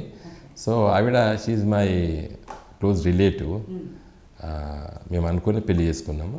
ఆమె డాక్టర్, ఇప్పుడు కూకట్పల్లిలో. అనుకునే అంటే లవ్ మ్యారేజ్ అలాంటిది అయితే ఆమె డాక్టర్, ఇప్పుడు కూకట్పల్లిలో ప్రాక్టీస్ చేస్తుంది for the last 22 years. And మాకు 2 పిల్లలు. పెద్దవాడు కూడా డాక్టర్, జనరల్ మెడిసిన్ అయిపోయింది మొన్ననే, డాక్టర్ ప్రతీక్. రెండో వాడు ప్రణయ్, ఢిల్లీలో ఎకనామిక్స్ గ్రాడ్యుయేషన్ అయింది. తర్వాత ఢిల్లీ నుండి Mumbai school of economics affiliated కాలేజ్లో పీజీ డిప్లొమా చేశాడు ఎకనామిక్స్లో. ఇప్పుడు మన ఐఎస్బిలో అడ్మిషన్ వచ్చింది, కానీ ఇప్పుడు కోవిడ్ వల్ల కొంచెం పోస్ట్ క్లాసెస్ స్టార్ట్ కాలేదు. సో ఇవి మా మదర్ చనిపోయింది నేను ఎంపీ కంటే ఒక 4 months బిఫోర్, అప్పుడు 2004లో. మా ఫాదర్ వారు రిటైర్డ్ రెవెన్యూ ఎంప్లాయీ ఆఫీసర్, తహసీల్దార్గా అప్పుడు రిటైర్ అయ్యారు. ఇప్పుడు వారు ఇక్కడ హైదరాబాద్లో ఉంటున్నారు మాతోని. మా native village Enugallu village, Parvathagiri mandal, Warangal rural district. But మా సొంత ఇల్లు హన్మకొండలో ఉంటుంది, అలంకార్ టాకీస్ దగ్గర ఉంటుంది. సో నేను కేజీ టు పీజీ మొత్తం వరంగల్ కాకతీయ యూనివర్సిటీ. సో వరంగల్లో నేను 2 సార్లు గెలిచాను హన్మకొండ ఎంపీగా, 2004లో, మళ్ళీ రాజీనామా చేసిన తర్వాత 2008లో. అది 2009లో ఎస్సీ రిజర్వ్డ్ కేటగిరీ కింద మార్చబడ్డది ఆ పార్లమెంట్ సీటు. సో నాకు అక్కడ అవకాశం లేనప్పుడు కేసీఆర్ గారు కరీంనగర్లో పోటీ చేయమన్నారు. సో కరీంనగర్లో పోటీ చేశాను 2009లో, మళ్ళీ 2014లో పోటీ చేశాను, మళ్ళీ 2019లో కూడా పోటీ చేశాను కరీంనగర్ నుండి. So these are my political electoral politics. అంటే రాజకీయాల్లో మీరు బిజీగా ఉంటారు, వృత్తిపరంగా జానకి గారు అలియాస్ మాధవి గారు తను బిజీగా ఉంటారు. ఇలా ఫ్యామిలీ లైఫ్ అంటే కలిసి స్పెండ్ చేయడం అనేది ఎలా ఉంటుంది? అందుకోసమే యాక్చువల్గా నేను వరంగల్ నుంచి షిఫ్ట్ అయిన తర్వాత బంజారాహిల్స్లో ఉంటే అప్పుడు మేము ఇల్లు తీసుకొని, కానీ ప్రాక్టీస్ ఆమె కూకట్పల్లిలో స్టార్ట్ చేసింది. సో కూకట్పల్లిలో స్టార్ట్ చేసిన తర్వాత నేను వితిన్ 1 yearలో అక్కడ షిఫ్ట్ అయినాను కూకట్పల్లికి. అందరూ అన్నారు బంజారాహిల్స్ నుంచి ఎవరైనా కూకట్పల్లికి పోతారని. నేను అన్నాను, ఇద్దరము తిరగొద్దు, ఒకరు at least she will be happy. Hospital పక్కకే ఓ ఇల్లు రెంట్కి తీసుకున్నాం, అక్కడే ఉన్నాం మొన్నటిదాకా. సో ఆ హాస్పిటల్ మా సొంతంగా కట్టుకున్నాము, మళ్ళీ డెవలప్ చేసాం కూడా, మళ్ళీ ఇంకొక ప్లాట్ పక్కకు కూడా దాన్ని డెవలప్ చేసాం. సో ఎక్కువ ఆవిడకి ఇబ్బంది లేకుండా చూడడం జరిగింది. అంటే హాస్పిటల్ ఇల్లు పక్కకు ఉండేసరికి పెద్ద ఇబ్బంది ఫీల్ కాలేదు ఆవిడ. నేను మ్యాక్సిమము నేను ఈ పార్టీస్ ఫంక్షన్స్ ఎక్కువ తిరగనండి. పాలిటిక్స్ లేకపోతే ఇల్లే, ఇంకా ఇది నైట్ పార్టీస్ లేకపోతే ఈ డిన్నర్స్ అట్లాంటివి నేను చాలా తక్కువ వెళ్తాను. కాబట్టి నేను టైం ఎక్కువ ఇంట్లో ఉండడానికే నేను ప్రయత్నం చేస్తాను. సో ఇప్పుడు 2 పిల్లలు, మీ 2 అబ్బాయిలు, వాళ్ళు ఎవరికైనా పాలిటిక్స్ ఇంట్రెస్ట్ ఉందా? వాళ్ళ పాలిటిక్స్ అంతా ఇప్పుడు యంగ్ జనరేషన్ కదండి, వాళ్ళు they have their own ideas. అవి ఇప్పటివరకు నేను పెద్ద అంత ఆసక్తి పాలిటిక్స్ పైన పెట్టాలనేది అయితే నేను చూడలేదు. కానీ but they are well versed with day to day activities. నాలాగానే నేను చెప్పాను కదా, రోజు 14-15 పేపర్లు వస్తాయి నాకు, కానీ చదువుతారు, అన్నీ తెలుసుకుంటుంటారు, అడుగుతుంటారు. సో ఎలక్షన్స్ అప్పుడు నాతో పనిచేశారు. అంటే మీరు చదువుకునేటప్పుడు విద్యార్థి నాయకుడిగా ఉన్నారు కాబట్టి వాళ్ళకి అలాంటివి ఏమైనా ఇప్పటి నుంచి ఉన్నాయి? నేను అదే చెప్తున్నా అండి, వీఆర్ బ్లెస్డ్ ఫ్రాంక్లీ స్పీకింగ్. అప్పుడు స్టూడెంట్ పాలిటిక్స్ ఉండేది, డిబేట్స్, డిస్కషన్స్, ఏం జరుగుతుంది అనేది. ఇప్పుడు ఉన్న విద్యార్థి లోకానికి రాజకీయాల పట్ల ఆసక్తి లేదు. రాజకీయాలంటే ఇది ఏదో మంచి కోసం అని అనుకోవడం లేదు. అది దురదృష్టం ఈ దేశానికి. అసలు విద్యార్థి రాజకీయాలు ఉండాలండి. నేను అందుకే పదే చెప్తున్నాను, దేశము, సమస్యలు, పరిష్కారాలు ఇవన్నీ ఉండాలి. కాబట్టి వాళ్ళు పాపం స్టూడెంట్ పాలిటిక్స్లో యాక్టివ్గా ఉండేటువంటి అవకాశం లేకపోయింది. మా అప్పుడు ఐడియాలజికల్ వార్ఫేర్, మేము కాలేజ్ డిబేట్స్లో పార్టిసిపేట్ చేద్దాము. కంపూచియాపై చైనా దాడిని ఖండించమని, లేదా ఆఫ్ఘనిస్తాన్పై రష్యా దాడిని ఖండించమని కొంతమంది, ఇట్లన్నీ వివిధ దేశాలు, ఆర్టికల్ 370, ఎమర్జెన్సీ, ఇలాంటి ఎన్నో ఇష్యూస్ మీద డిబేట్స్ జరిగేవి కాలేజ్ డేస్లో. ఇప్పుడు అవి చాలా తక్కువ అని చెప్పి డెఫినెట్గా అవును. తెలుస్తున్నది. మేము రాత్రి 12 గంటల వరకు గోడల మీద రాసేది నేను పెయింటింగ్, అంటే మా పార్టీ నినాదాలు, ఆలోచనలు, ఇవన్నీ ఉండే. స్టూడెంట్ పాలిటిక్స్ అట్లుంటేనో కమిట్మెంట్ ఉంటుంది. అందుకోసమే మాకు ఇలా సమస్య వచ్చిందంటే దాని మీద ఆసక్తితో నేను ప్రోబ్ చేస్తాను. కారణం ఏంటంటే చిన్ననాటి ఇన్ఫ్లుయెన్స్. ఇప్పుడు ఒక స్త్రీల పైన కానీ అమ్మాయిల పైన ఏంటంటే మాకు చిన్నప్పుడు మా ప్రజానాట్య మండలి పాటలు అవన్నీ ఇన్ఫ్లుయెన్స్ ఉంటాయి. మేము ఒక స్త్రీల పట్ల కానీ ఒక అమ్మాయిల పట్ల కానీ ఆ ఆలోచనే గౌరవం ఇవ్వడం, ఇవన్నీ కూడా మాకు విద్యార్థి రాజకీయాలు నేర్పారు మా పెద్దలు, ఆనాటి పెద్దలు. ఇప్పుడు పిల్లలకి ప్రజానాట్య మండలి అంటే ఏంటో కూడా తెలియదు. సమస్యల పైన సమస్యలు నేను ఎదుర్కోకపోవచ్చు, ఆకలి అంటే నాకు తెలియకపోవచ్చు, because of my family background. కానీ ఆ పరిస్థితులు చూశారు.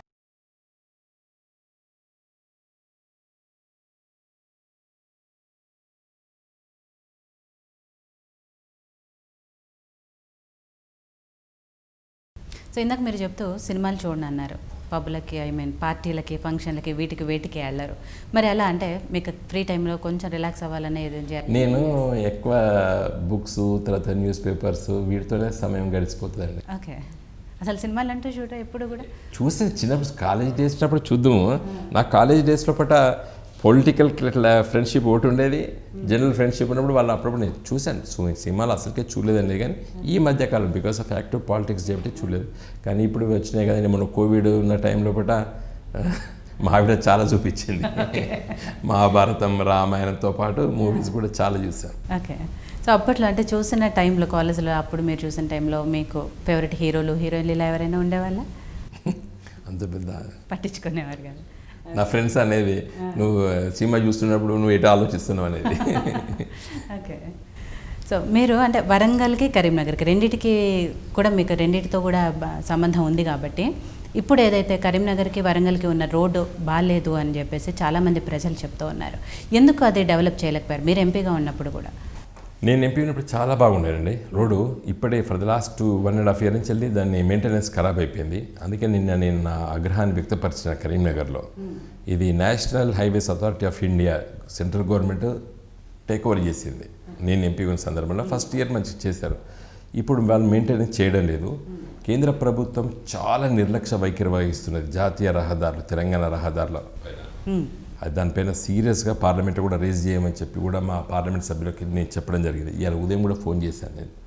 ఎందుకంటే మేము జాతీయ రహదారులు కావాలని చెప్పి పట్టుబట్టి తెలంగాణ లోపల దాదాపు ఆనాడు 2500 కిలోమీటర్ల జాతీయ రహదారులు తెలంగాణ రాష్ట్రం వచ్చినప్పుడు ఉంటే అదనంగా మేము 3000 కిలోమీటర్లు తీసుకురావడం జరిగింది తెలంగాణ రాష్ట్రానికి గత 5 సంవత్సరాలు. అవన్నీ కూడా ఇప్పుడు కోల్డ్ స్టోరేజ్లో పెట్టేశారు. మేము చెయ్యమని చెప్తున్నారు. దురదృష్టవశాత్తు కేంద్ర ప్రభుత్వాన్ని చాలా తీవ్రంగా ఖండించాను నిన్న కరీంనగర్లో నేను ప్రెస్ మీట్లో.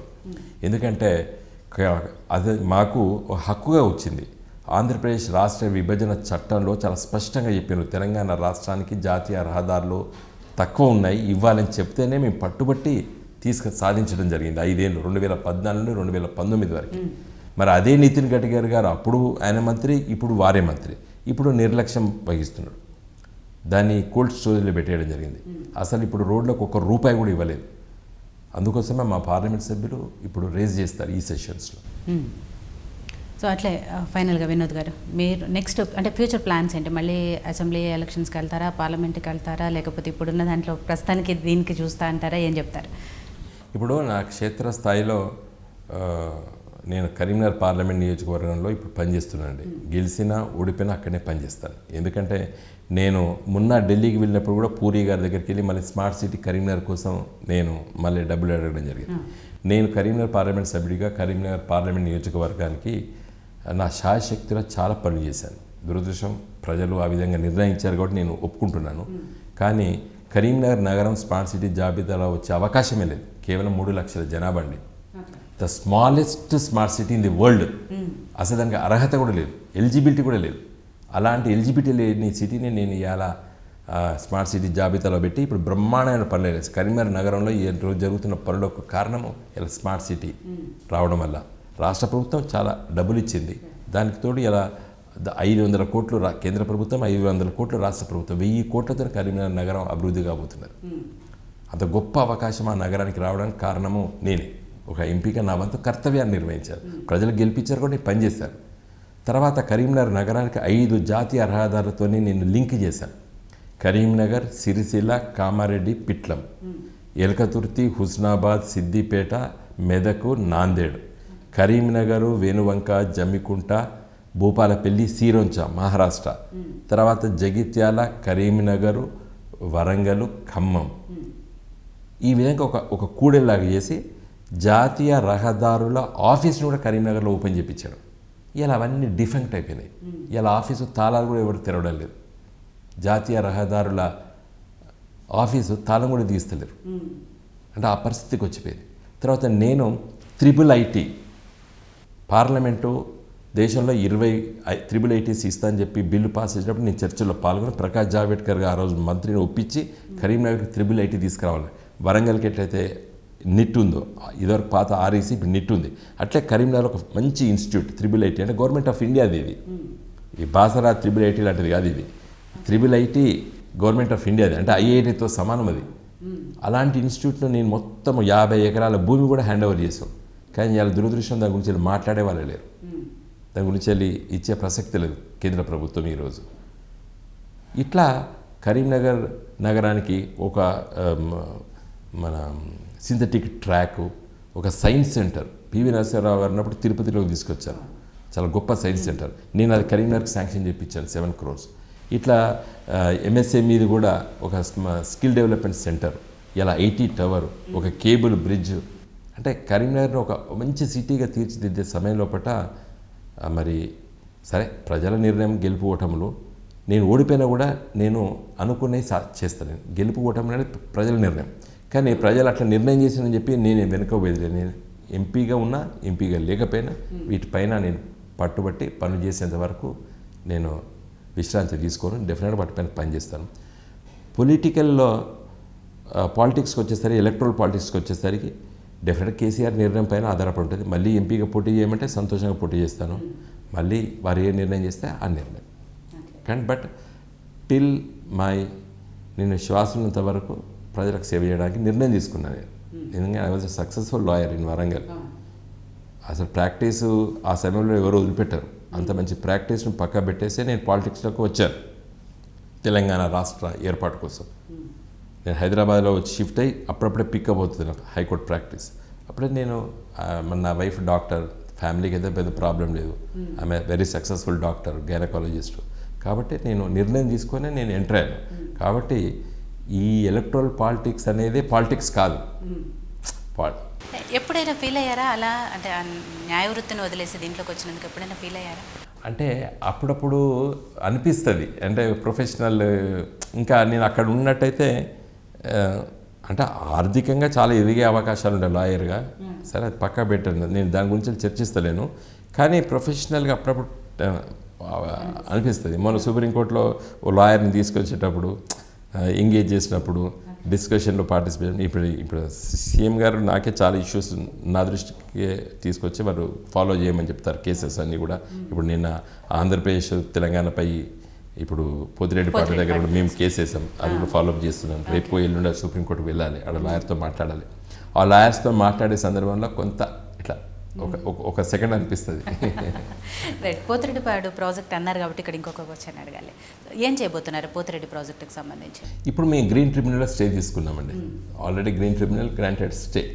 ఏది వాళ్ళకి టెండర్ ఓపెన్ చేయండి కానీ బట్ కాంట్రాక్ట్ ఎంటర్ కాకండి అని చెప్పి నేషనల్ గ్రీన్ ట్రిబ్యునల్ ఆర్డర్ ఇచ్చింది ఆంధ్రప్రదేశ్ ప్రభుత్వం పైన. కాబట్టి ఇప్పుడే వాళ్ళు కట్టలేరు. ఏది వాళ్ళు ఇదివరకున్న పోతిరెడ్డిపాడు కట్టడం మనకి అభ్యంతరం లేదండి. కానీ వాటర్లు లిఫ్ట్ చేసి శ్రీశైలం ప్రాజెక్ట్ లోపల లిఫ్ట్ చేసి లోపల ఉన్న నీళ్ళని తీసుకొని కూడా ఎత్తిపోసి ఎటువంటి దుర్మార్గం. అది కరెక్ట్ కాదు. వచ్చేటువంటి ఫ్లడ్ వాటర్ వస్తే తీసుకోపోవడానికి అది కూడా కరెక్ట్ కాదు. Srisailam is not irrigation project. But సరే పేదరికం ఉన్నది రాయలసీమలో తీసుకునియండి. సముద్రం పాలయ్యేదానికంటే ఇటు పోతే బెటర్ కదా అని అనుకున్నాం.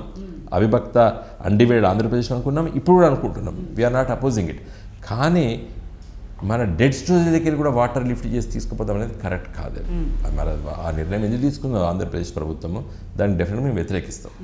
ఓకే వినోద్ గారు, మొత్తానికి అయితే ప్రణాళిక సంఘం ఉపాధ్యక్షులుగా మీ ముందు ఏవైతే బాధ్యతలు ఉన్నాయో వాటిని నిర్వర్తిస్తూనే, అలాగే మీరు ఇందాక ఒక మాట అన్నారు, ఎంపీగా ఉన్నా గెలిచినా ఓడిపోయినా కూడా ప్రజలకు మాత్రం సేవ చేస్తూనే ఉంటారు అన్నారు. సో మీ సేవలు డెఫినెట్గా ప్రజలందరికీ అందాలని చెప్పి మనస్ఫూర్తిగా కోరుకున్నాను అండి. థ్యాంక్ యూ సో మచ్ అండి.